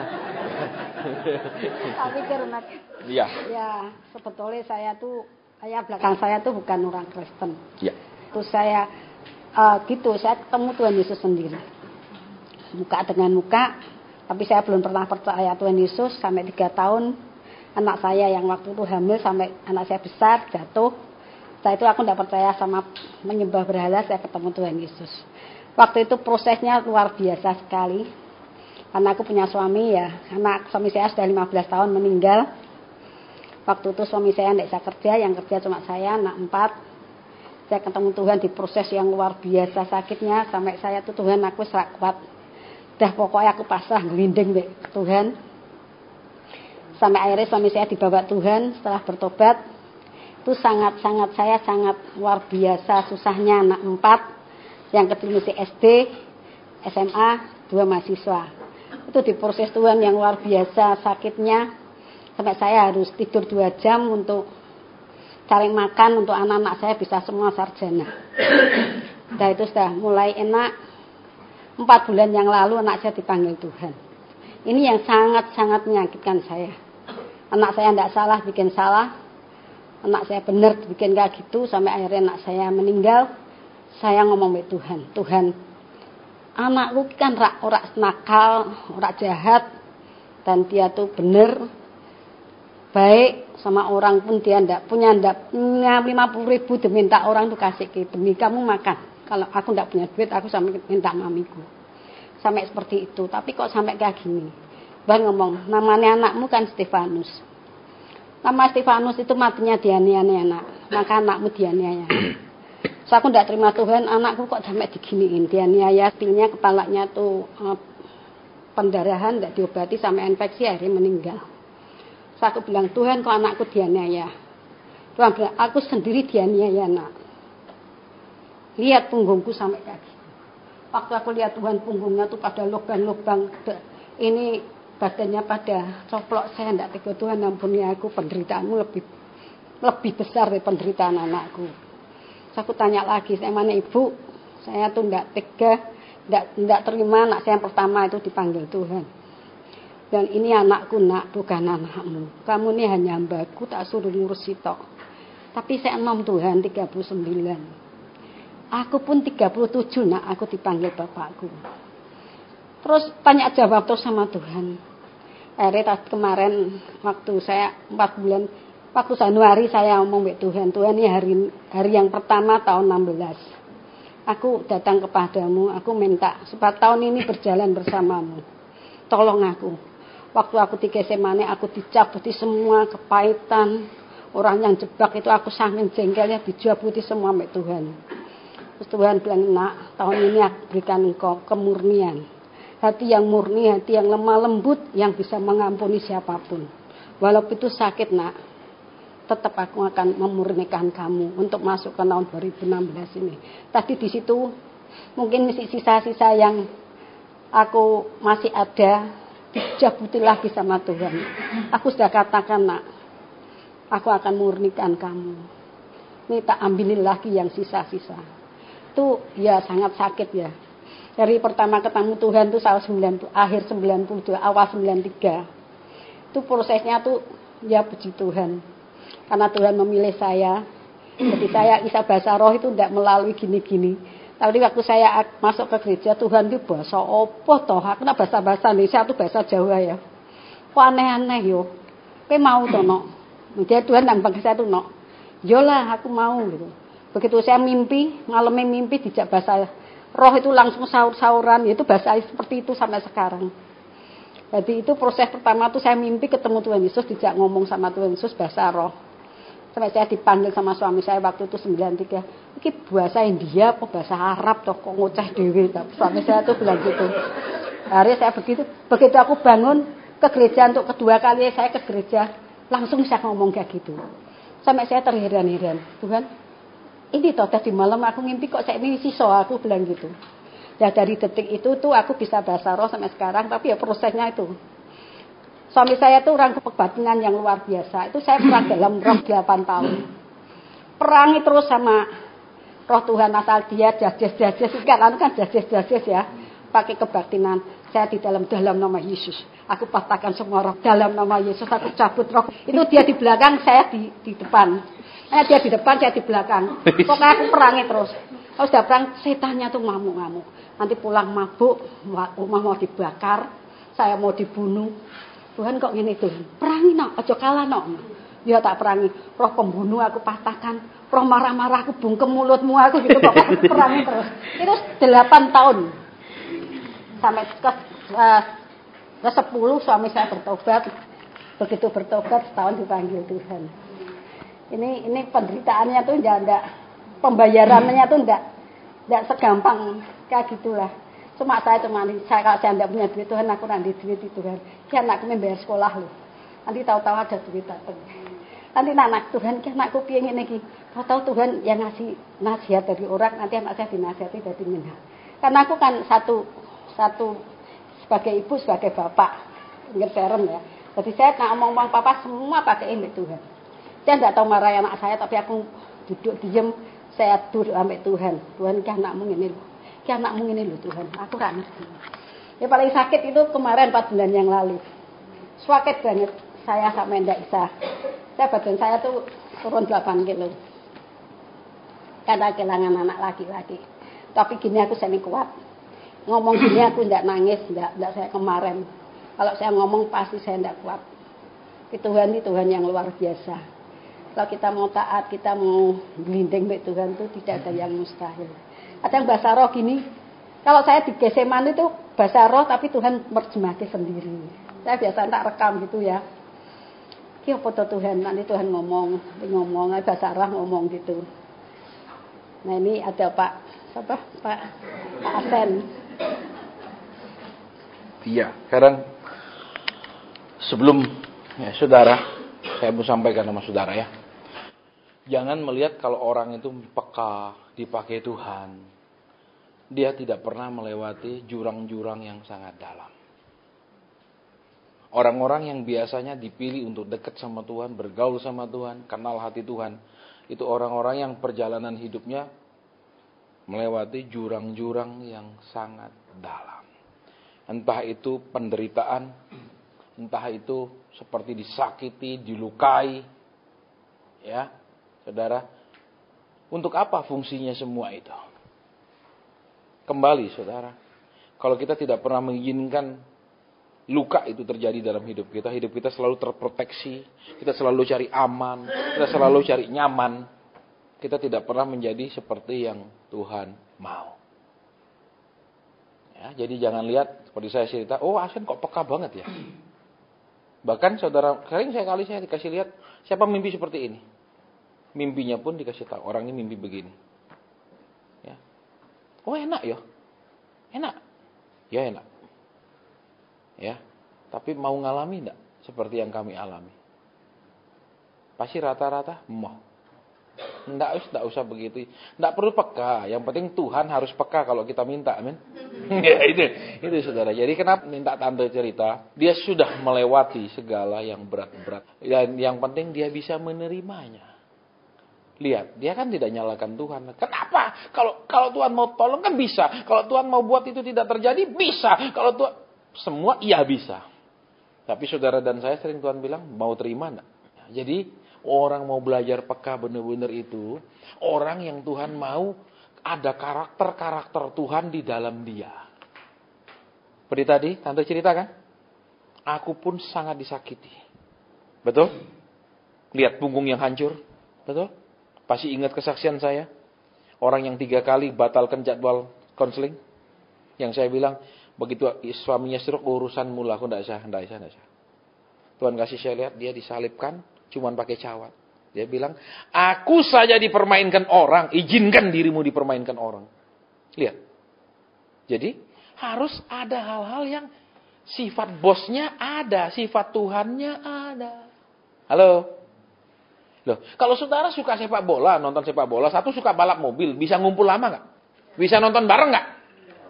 Loh, satu nadap sana nonton balap, satu nonton nadap sana, bisa ngobrolnya seru. Nonton bareng, nggak ada sana satu, nggak bisa. Kenapa? Orang hanya bisa ngobrol lama ketika ada kesamaan-kesamaan. Makin banyak kesamaannya, makin bisa ngomong lama, betul? Jadi ingat, tante itu sudah dilukai. Dia sudah mengizinkan seakan-akan Tuhan yang melukai dia. Seperti kenapa anaknya nggak tertolong umur 30 sekian? Sakit. Saya nggak bisa cerita sakitnya berapa banyak yang saya alami. Nah, nanti saudara bilang, wah kalau gini besok nggak usah datang dah belajar peka itu nanti wah berat. Ya, silakan, nggak masalah. Kenapa? Ujung-ujungnya nanti kemananya itu yang penting, saudara. Ya, enak menderita di dunia, happy di surga. Tapi lebih enak lagi happy di bumi, happy di surga. Iya, nah, kalau gini sih amin keras. Baik, ya. Tante sudah tadi berbahasa roh, saudara, ya. Sekarang apa yang mau kita lakukan? Tadi ada teguran-teguran ketika dia berbahasa roh. Ada teguran Tuhan bahwa kita tidak beriman, bahwa kita tidak taat, bahwa kita ini. Tadi saya mau bangun, begitu dia tante menyembah, saya mau bangun untuk menerjemahkannya. Saya bilang, Tuhan haruskah saya menerjemahkannya? Tuhan diam. Saya bilang, oke. Berarti engkau belum selesai mencurahkan isi hatimu lewat tante. Terus tadi kami ngomong di sini, tante bilang, anu ya? Iya, itu dia. Tuhan bicara tentang iman. Iman yang gak pernah beres. Masih tetap aja orang gak percaya. Masih tetap aja pertanyaan sama Tuhan. Masih tetap aja ragu sama Tuhan. Saudara, enak gak kalau seseorang tetap gak ragukan saudara? Enak gak? Contoh saudara jadi istri lah. Suami tetap curiga saudara ini gak jujur di keuangan. Enak gak? Nggak nyaman saudara jadi orang yang terus dipertanyakan. Tidak nyaman jadi orang yang terus tidak dipercaya. Saudara bisa bayangkan kalau Tuhan itu terus kita perlakukan seperti itu. Apa iya tak Tuhan? Beneran tak Tuhan? Nggak terlambat ya Tuhan? Nah, itu kita nyakiti dia saudara. Ya, baik. Sekarang apa yang kita akan lakukan? Ya, kita akan berdoa bersama, nyembah bersama. Ya kan? Loh, kenapa begitu Pak? Ya kembali. Saya nggak bisa dengar tante, terus saya coba pikir-pikir apa jawabannya. Nggak bisa. Terus apa terjemahannya? Nggak tahu. Caranya gimana? Ketika tante bicara, saya juga dikasih tahu terjemahannya, baru saya bisa terjemahkan. Kalau nggak bisa. Bahasa apa? Nggak tahu. Nih, dia bahasa Jawa, gampang Bu Tina aja. Saya minta, Bu maju sini terjemahin. Gampang. Iya toh? Betul. Lah ini bahasa apa? Nggak tahu. Terus pilih terjemahan nih. Oke? Baik. Ini Pak Woro berdiri sebentar di sini. Ya. Yuk. Kenapa saudara? Alkitab dari dulu bilang, tuaian banyak pekerja sedikit. Sampai hari ini pekerja sedikit. Kenapa? Gereja begitu banyak, gereja terus-terusan dibangun. Yang benar-benar bekerja sesuai perintah. Yang benar-benar bekerja sesuai pengarahan Tuhan. Tidak banyak. Bisa. Sebuah bangunan banyak dia punya katakan pekerja. Tapi pekerjaannya tidak sesuai. Pas proyeknya sedang untuk penggalian gali dasar, yang ada tukang cat semua yang ngumpul. Tidak bisa jadi bangunan itu. Betul? Pas gali dasar, tukang batu semua yang harus kerja. Ya kan? Pas habis itu, bagian tembok. Ya kan? Bagian elektrikal. Lain-lain semua. Bayangkan kalau orang mulai membangun yang kumpul tukang catnya semua. Apa yang dia mau cat kalau nggak ada bangunannya? Dan ini saudara, kenapa dari zaman dulu Tuhan katakan pekerja sedikit? Satu jelas. Yang bekerja sesuai dengan pengarahan, yang bekerja sesuai dengan tujuan, dengan visi, sangat sedikit. Yang kerja ngawur sendiri, mau-maunya sendiri. Yang kedua, yang bekerja memang terlatih untuk pekerjaan itu. Benar untuk pekerjaan itu, sedikit. Kenapa? Ada yang harus dikirim mungkin pergi kemana, dia nggak mau, dia ingin di kota besar. Ada yang mesti jadi apa, dia nggak mau, dia ingin cuma jadi gembala. Jadi, skillnya nggak ketemu. Bisa ditangkap? Makanya Tuhan bilang pekerja sedikit. Terus apa lagi, saudara? Ya, kenapa tetap itu pekerja sedikit? Karena pekerja senior tidak mau mengajar yang junior karena takut tersaingi, takut didongkel, takut dikudeta. Jadi pekerja junior yang yang potensi-potensi biasanya kalau di tempat itu ada pangeran mahkota, pekerja senior yang potensi ini harus ditendang jauh-jauh supaya putra mahkota nggak tersaingi. Itu sehingga apa? Yang junior lama terbentuknya karena nggak ada yang mau melatihnya, nggak ada yang mau memberi kesempatan kepadanya. Saudara, ya saya ngalami saudara ketika saya dijegal, dan orang yang paling keras menjegal saya adalah yang mestinya sebagai mendukung pelayanan saya, dia tahu panggilan saya, tapi dia yang paling keras menjegal saya. Dia yang ke gereja-gereja bilang jangan undang Asen. Itu gembala saya sendiri. Saudara, ya. Maka saya katakan saya tidak mau mengulang kesalahan itu. Ya, pekerja tetap sedikit. Sampai hari ini. Ya, itu sebab-sebabnya yang tadi. Pekerja tidak sesuai skill, tidak sesuai visi yang harus dikerjakan. Ya kan? Disuruh bikin begini, dia bikin yang lain. Kacau semua proyek itu. Ya, baik. Kenapa saya minta Pak Woro? Dia akan belajar untuk konsentrasi sama-sama. Nanti ketika tante mulai nyembah dalam bahasa roh, dia harus belajar menangkap Roh Kudus suruh dia ngomong apa. Menerjemahkannya. Tidak persis 100%? Yes. Karena itu bukan terjemahan, tetapi tafsiran. Alkitab tidak pakai kata terjemahan. Tafsiran. Ya, supaya kenapa? Latihan. Ya, kalau saya dulu gitu, biasanya kalau ada pendeta luar negeri saya terjemahkan, dia juga punya karunia seperti tante ini, terus dia panjang bahasa roh, saya terjemahkan terus. Waktu dia bahasa roh terus, saya terjemahkan terus kepada jemaat. Ya, jadi sekarang Pak Woro juga konsentrasi. Dengarkan tante terus berbahasa roh, ikut juga menyembah bareng-bareng, dengarkan. Terus ketika Roh Kudus mau suruh memperkatakan, katakanlah. Jangan mikir ini benar atau salah, nggak ada urusan. Ketika kita mikir, akhirnya stop. Tante terus ngomong, nggak bisa dikejar karena kita mikir. Pekanya apa? Tuhan suruh saya apa? Begitu Tuhan ini keluarkan aja terus. Nanti ketahuan artinya. Ya, baik. Saya bukan ngetes, tapi saya mau melatih supaya terbiasa. Saudara, ya. Ini supaya kenapa nanti nih peka semua enak. Amin. Begitu kita ketemu, Pak, bulan Mei begini loh, Pak. Kata Tuhan. Nah, sana, Pak, enak dong yang gitu, betul?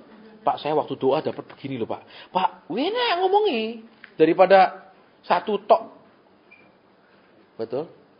Musa bilang apa? Alangkah baiknya kalau semua umat Tuhan itu nabi. Betul? Betul kata Musa?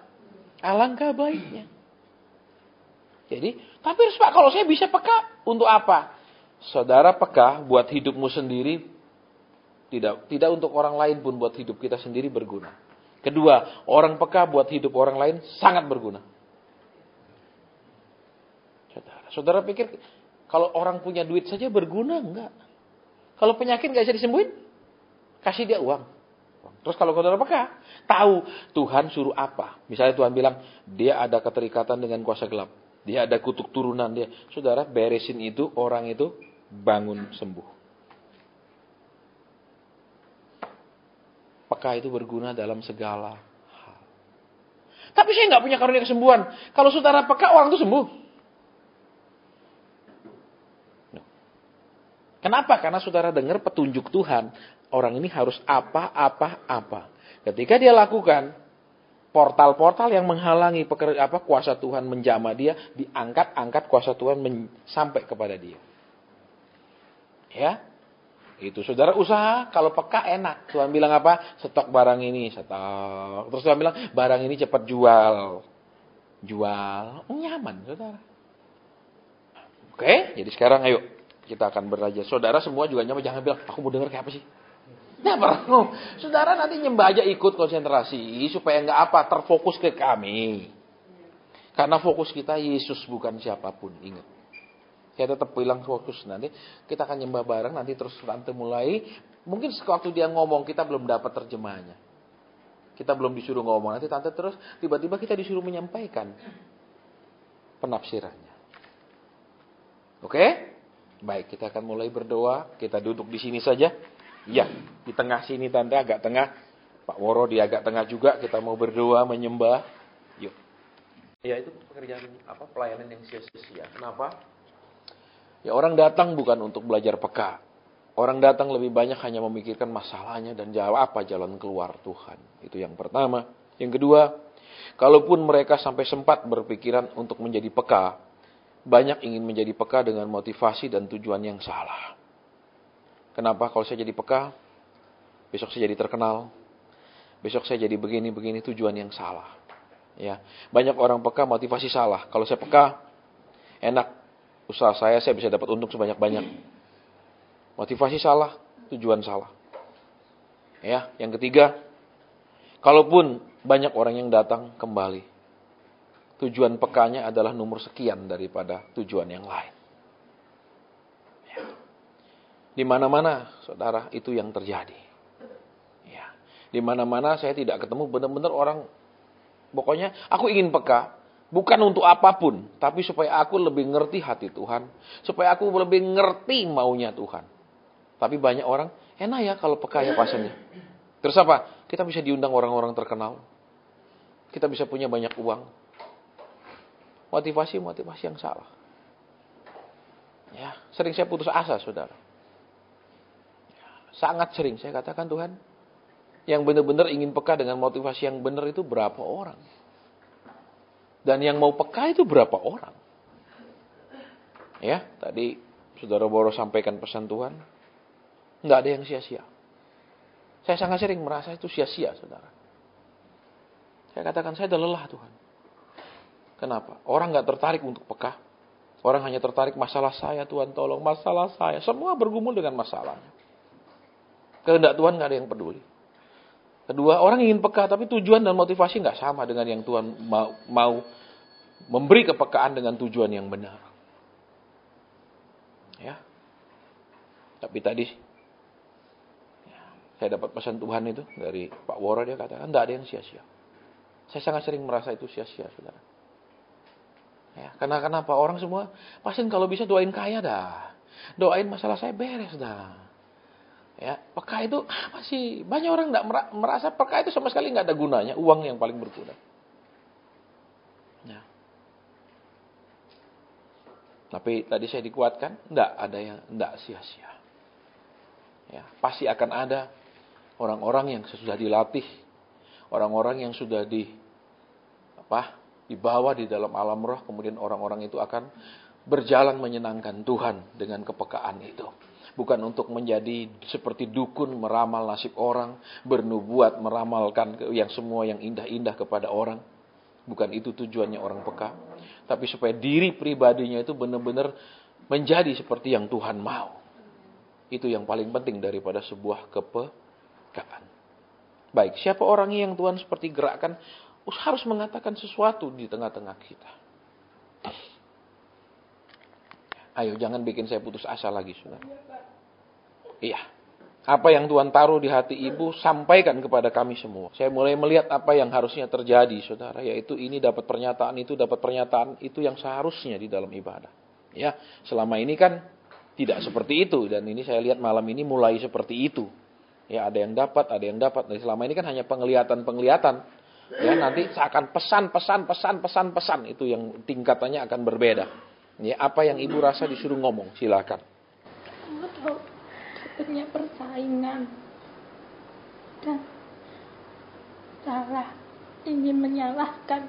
Ya. Persaingan dan menyalahkan. 2 kata. Persaingan dan Baik, saudara tolong perhatikan ya. Saya sudah sampaikan juga kepada saudara tadi. Ya. Kenapa kita ini Kristen ini kurang pengerja sampai hari ini? Dari sekitar 20.000 suku bangsa yang ada di muka bumi, hanya 12.000 suku bangsa yang sudah pernah mendengarkan Injil. 8.000 suku bangsa belum pernah terjangkau oleh Injil. Padahal itu sudah terjadi 2.000 tahun, saudara.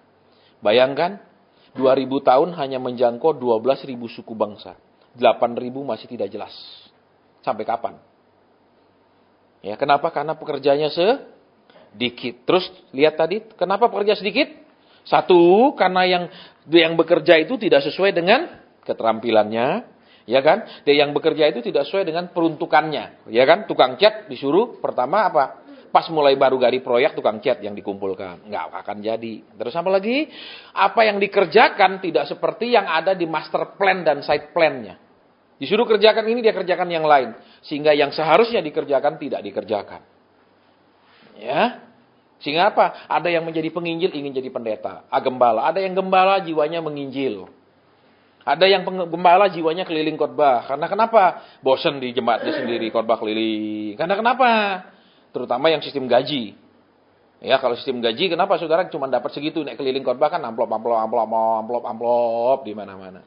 Ya, ini banyak seperti itu, saudara. Ya, nah sekarang kita dapat teguran Tuhan apa?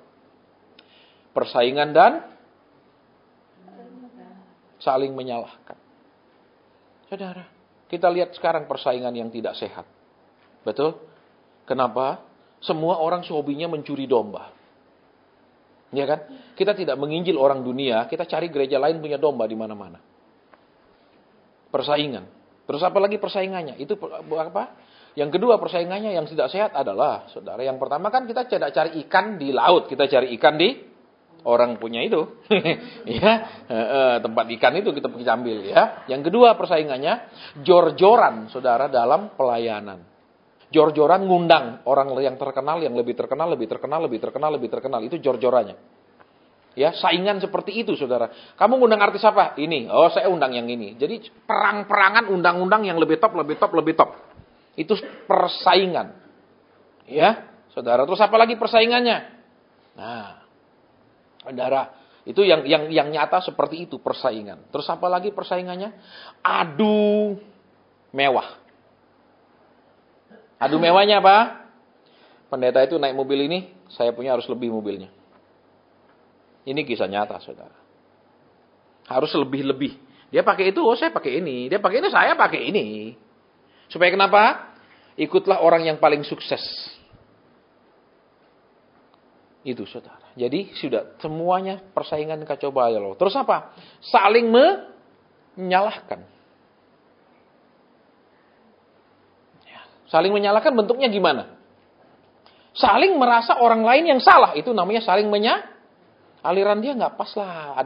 Ini lemahnya ini, kurangnya ini. Aliran ini bilang, dia, wah, itu, saudara. Ya, saya pun ketika saya menginjil pun sering ditanya, Pak, Bapak tamatan sekolah teologi mana? Kenapa? Karena kalau sinode A, kadang ada anti sama sekolah teologi tertentu. Kenapa? Karena menurut dia nggak cocok teologinya. Nggak cocok mazhabnya, jadi nggak akan kasih khotbah. Kalau teologi aliran sini, oh ya kalau aliran ini boleh khotbah di sinode kita.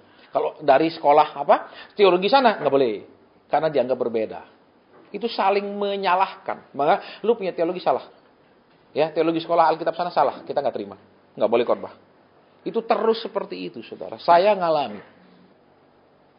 Ya, jadi akhirnya apa?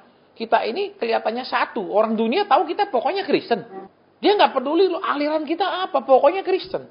Kita buat kita beda. Oh gerejaan, oh beda sama kita. Oh beda. Tapi kita merasa kita selalu berbeda tuh sama lain. Menyalahkan. Ya, makanya saya nanti saudara dengarkan khotbah saya judulnya masih cari-cari pendeta. Di internet ada itu khotbah saya. Ya, masih pindah sana, pindah sini, pindah sana. Saudara mau cari apa? Bisa cari pendeta yang lebih sakti? Nggak ada, saudara. Cari Yesus. Saya tidak menyarankan pindah-pindah gereja. Saya orang yang sering pindah gereja. Pindah sinode. Ya, ya hasilnya ya sama saja. Semua punya kelemahan dan kelebihan. Selesai dong. Jadi, yang pertama tadi, saingan. Ya, jangan ikut-ikutan. Ya. Tapi Pak, saya cuma jemaat, saya bukan hamba Tuhan. Gimana? Saya kan tidak ikut saingan. Bisa engkau ikut. Kenapa? Saya pergi gereja besar, dia pergi gereja kecil. Apa? Gereja nggak pernah KKR, nggak pernah apa, nggak ada kegiatannya. Betul? Itu engkau ikut-ikutan juga tukang bombong. Ya. Itu saudara. Terus ikut-ikutan apa? Tukang tarik-tarik jemaat orang juga. Ayo ikut ke tempat saya. Ayo ikut. Iya tante. Sorry, saya mau kerja. Iya, baik silakan. Iya tante. Terima kasih sampai bulan depan. Ya tante harus balik untuk kerja. Ya. Jadi ingat, jangan ikut-ikutan. Ya. Terus jangan juga maaf kata. Jadi kaki tangan. Bisa? Jadi kaki tangan. Ingat? Saking semangatnya apa? Ayo ke tempat saya. Ayo ke tempat saya. Itu kaki tangan, saudara. Ya, saudara bikin persaingan itu tambah. Tidak karu-karuan jadinya. Ya, baik. Masih ada waktu setengah jam. Ya. Saudara. Sekarang, supaya saudara ngerti kenapa Pak Woro ini bisa terjemahkan. Sekarang saya minta dia ke sini, di depan. Kenapa? Kok bisa dia tiba-tiba keluar? Nah, ya toh, supaya tahu.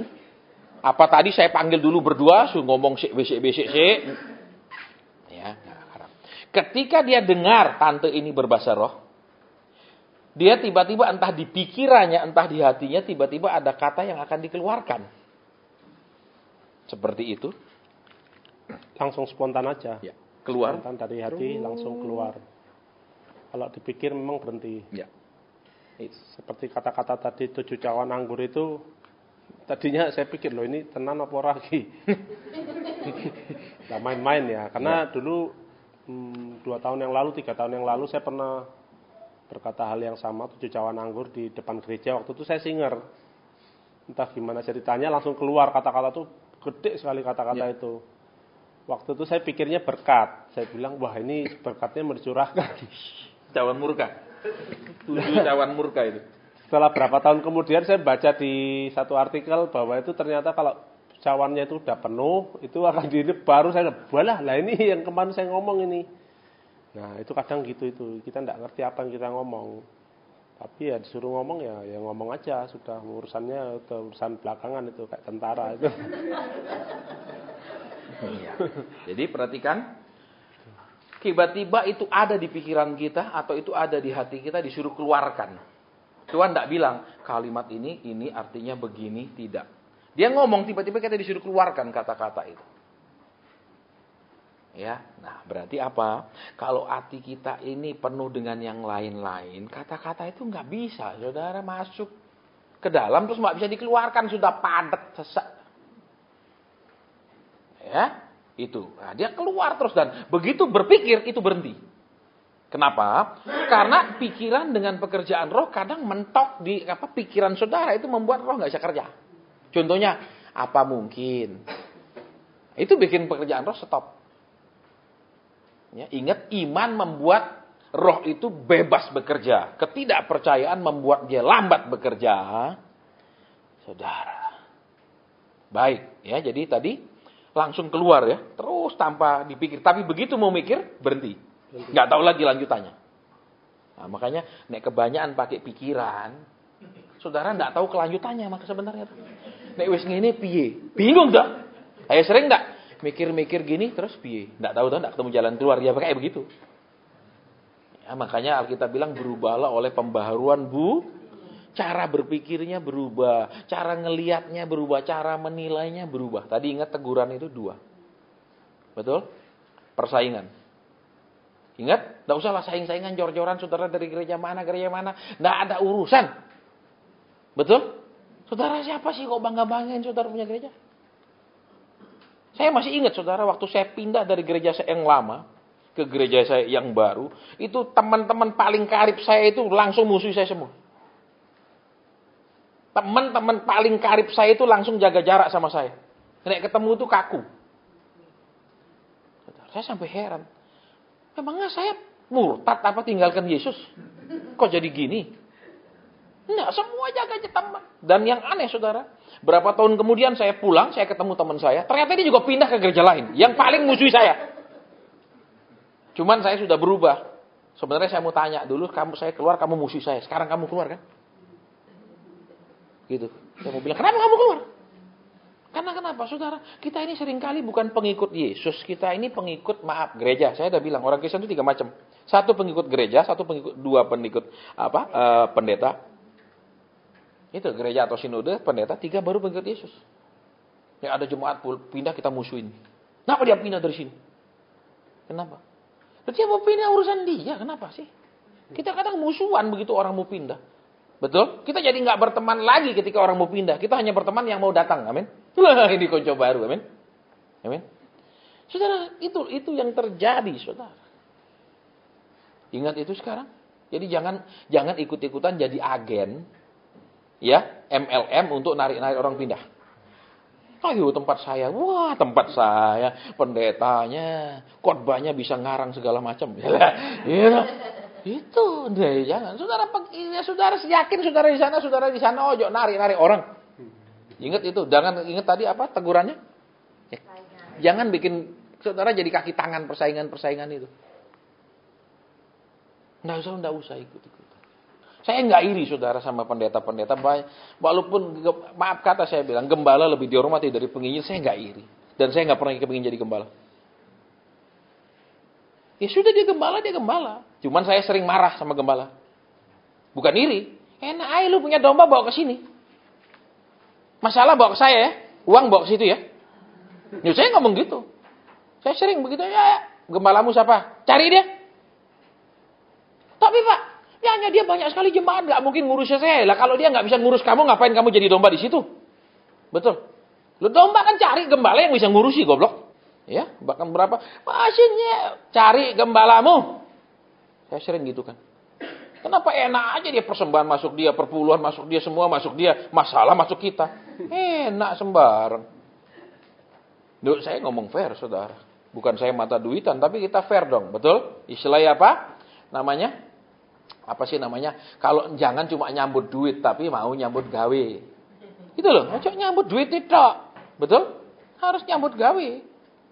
Ya, saya nggak iri, kenapa? Yo lain-lain bagian, betul? Lu bagiannya sana, saya bagian sini, kita nggak perang. Tapi seringkali perang-perangan. Ya, bahkan kita bikin persekutuan ini pun tuduhannya macam-macam kan? Ya dari awal kita bikin persekutuan tuduhannya macam-macam. Betul? Kita pindah dari sampai di pendeta Kalimantan yang telepon saya. Pendeta Kalimantan Tengah.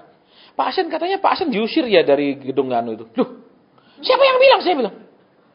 Kita pindah dari gedung itu bukan diusir, kita dengar diusir. Ya, makanya ini waktu Pak Daniel sama istri bilang ada tempat kalau mau pakai. Saya bilang kita nggak pindah-pindah. Nanti tambahan diusir lagi katanya. Ya, nggak lucu saudara kalau cerita diusir gitu. Padahal kita kan nggak diusir. Betul. Di tempat yang lama kita rasa karena dia mau naikin mahal sekali, sementara tempatnya jadi perkecil lagi, ya udah kita pindah gitu loh. Usir. Ya, yang kedua tadi apa? Yang sudah saling menyalahkan, betul? Salah. Udahlah, saudara pergi gereja A nggak usah salahin gereja B. Saudara percaya pendeta itu, ya saudara ikutin, nggak usah lagi saudara bilang yang sana ikut sana salah. Udah biarin.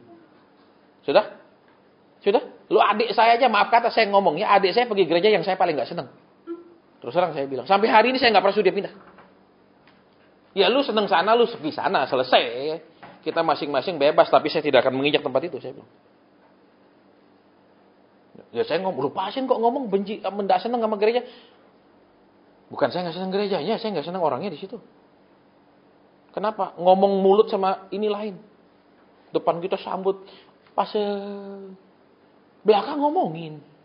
Oh parah di tempat saya bilang. Yang ngomongin siapa? Gembalanya. Bukan jemaatnya. Kalau jemaat saya bilang, alah anak kecil nggak ngerti apa, ngerti firman. Tapi kalau yang mulutnya gembalanya gimana? Ya. Oke, jadi sekarang dua yang kita ditegaskan sama Tuhan. Nggak ada persaingan.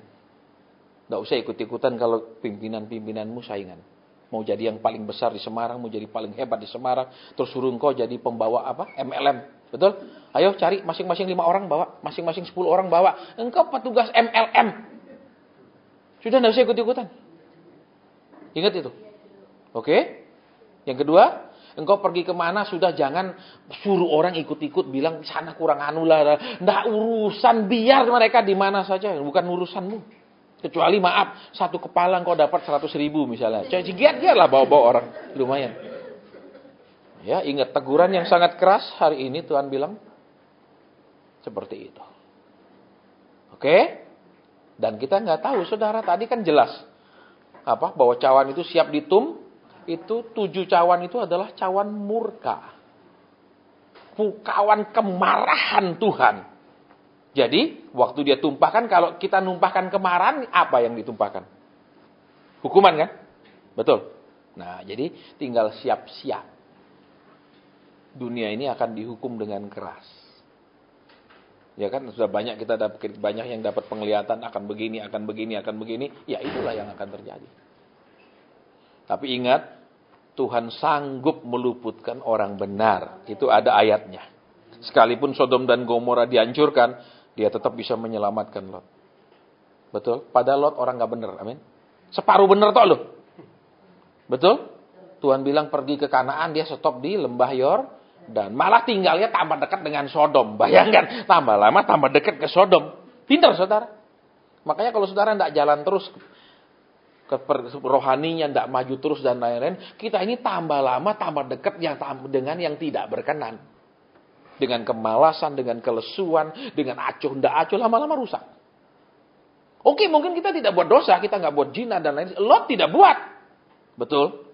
Lihat, dia tetap diselamatkan, tapi dia cuma nyawanya doang diselamatkan, hartanya nggak ada ikut. Terus tinggalnya dalam gua, betul? Mau begitu? Saudara diselamatkan, tapi semua yang saudara punya habis terbakar, mau? Enggak kan? Jadi, ayolah terus ikut Tuhan, maju terus, jangan seperti Lot. Tetap dia selamat, tidak ikut waktu Sodom dan Gomora dihancurkan, tapi dia keluar nggak punya apa-apa. Ya, jadi sekarang ingat ini, tak tahu kenapa Tuhan tegur kita supaya tidak ada persaingan. Berarti ingat itu nggak ada persaingan. Dan saya sudah bilang sama saudara, kita nggak mungkin jadi gereja. Kita tidak mungkin jadi gereja. Kenapa? Memang nggak visinya bikin gereja. Selesai atau saudara? Ya, jadi saudara nggak usah takut, saudara bawa perpuluhan pergi ke pendetamu sana, kita nggak minta, nggak akan terima. Jadi jangan takut, terus nggak akan mungkin tiba-tiba berubah persekutuan ini jadi apa gereja apa gitu, nggak akan. Tetaplah pergi gerejamu yang kau favoritkan itu, just go ahead. Ya, kita nggak akan bilang si ini lebih dan lebih, nggak ada urusan, kita bukan bagian promosi salah satu diantaranya. Oke, jadi udah jam, kita akan ketemu lagi tanggal. Yang belum dapat jadwal ada? Saya berharap bulan depan itu semakin Tuhan bicara lewat supaya seharusnya sedemikian. Gini aja dalam hati saya. Ya, tapi saya tadi melihat kan mulai berbeda. Ya, mulai lebih semangat lagi saya. Supaya nanti waktu nyembah tiba-tiba Tuhan bilang, "Ayo disuruh ngomong sama Tuhan. Ayo disuruh ngomong sama Tuhan." Nah, enak. Suasananya akan berbeda sehingga kita tahu sampai di mana kita sekarang di Alkitab itu. Tadi kan udah jelas 7 cawan. Itu cawan murka. Ini saudara baca di kitab Wahyu itu cawan murka. Dan setiap cawan itu isinya malapetaka. Tiap satu cawan isi malapetaka. Jadi kita sudah tahu sekarang. Kita sudah hampir sampai di malapetaka demi malapetaka. Jadi nek hidupe belum bener, masih mikir itu tok. Lah kalau orang mikir itu tok, buat apa dia diselamatkan? Amin. Loh iya toh. Loh, iya apa ya? Tapi Pak, itu kita butuhkan semua, kita butuh duit. Saya butuh duit, saudara. Ya. Saya pergi Pertamina ngisi solar mobil, nggak mungkin pakai doa. Nggak mungkin pakai bahasa roh. Isi itu pakainya duit. Tapi ingat, carilah dulu kerajaan Allah. Maksudnya apa?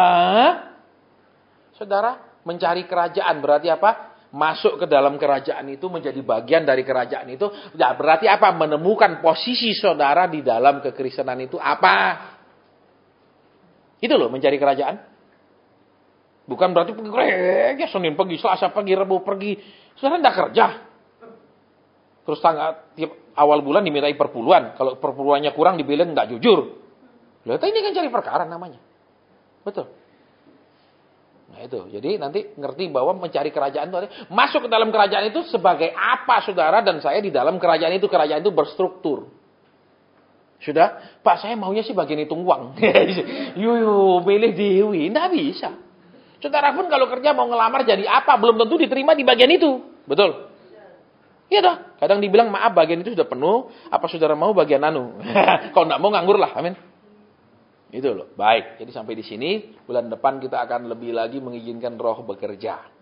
Saya nggak tahu, ini kan baru karunia menafsirkan bahasa roh. Nanti tiba mungkin entah bulan depan Tuhan ngajarkan kita, dari 9 itu yang mana lagi.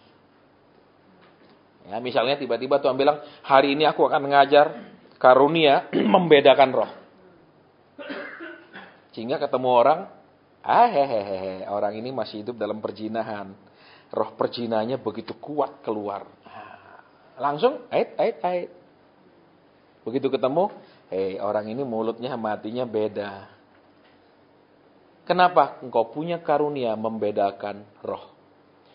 Roh penipu, roh munafik, roh bohong, roh apa, kebaca. Bisa? Perlu punya roh itu hidup. Kalau enggak kita dibohongin orang, ditipu, dimanfaat. Apalagi kalau dagang. Betul? Wah saya bayar cash dah. Ambil barang, bayar cash. 10 kali bayar cash, saudara pasti kasih dia ngutang. Betul? Apalagi dia nggak tawar cuan gede. Begitu dia ngambil uang barang banyak dia nggak bayar. Ya cuan yang sekian kali habis. Tapi kalau udah ngerti, hati-hati. Rohnya langsung ting tong. Nah, begitu kalau dikasih kode secara roh, hati-hati. Nyaman. Misalnya punya anak gadis ditaksir orang, Tuhan, ini rohnya gimana? Tuhan bilang roh nelayan. Betul? Roh nelayan. Iya, dia cuma waktu dikasih umpan manis-manis, begitu masuk udah dipanggang. Jangan nih. Kalau gini jangan. Amin. Langsung bilang nyah engkau. Amin. Itu. Iya tuh jangan. Wah, kesenangan. Wah, datang nih naik Mercy. Ya, padahal Mercy sewaan. Begitu nikah setelah lu sewa kabeh. Ini jadi ngerti. Nah, nanti enggak tahu. Ini kan baru kita awal dari dilatih untuk karunia menafsirkan bahasa roh dari 9 karunia. Masih ada 8 lagi. Ini pun baru sekali. Ini pun baru 1 kali. Saya enggak tahu bulan depan mungkin dilatih lagi lebih lagi 2 kali, 3 kali, enggak tahu. Ya, pokoknya saya enggak ada kurikulum, terserah Tuhan maunya apa. Sip? Ya, karunia membedakan roh, karunia perkataan pengetahuan, karunia perkataan iman, karunia mujizat, karunia kesembuhan. Keren loh. Keren saudara karunia-karunia itu. Kenapa saudara dan saya harus memilikinya? Karena Tuhan bilang anakku. Betul? Jangan Tuhan bilang, ya anakku tapi bikin malu aku. Itu kan susah. Loh, saudara kan bisa punya anak kadang membanggakan, kadang bikin malu, betul? Yang keren kalau anaknya membanggakan, betul? Ya Pak ya. Tiba-tiba dipanggil di sekolah, anaknya ranking 1, keren. Betul, tiba-tiba dia pergi sekolah, anaknya nggak kayak kelas. Aduh, rasanya pergi sekolah. Betul, langsung saling salahkan. Kamu, betul? Kamu si bodoh. Misalnya suaminya bilang, ya, kamu, ya memang saya bodoh. Kalau saya pintar, mana mau sama kamu yang suka nipu. Iya kan? Loh iya tuh ibu-ibu, betul. Kalau engkau pintar, mana dapat suamimu itu. Tahu tuh dia suka nipu. Tahu dia waktu naksir cuman yang manis-manis sebelum nikah. Amin. Udah nikah? Iya. Banyak bilang, ya kami berusaha.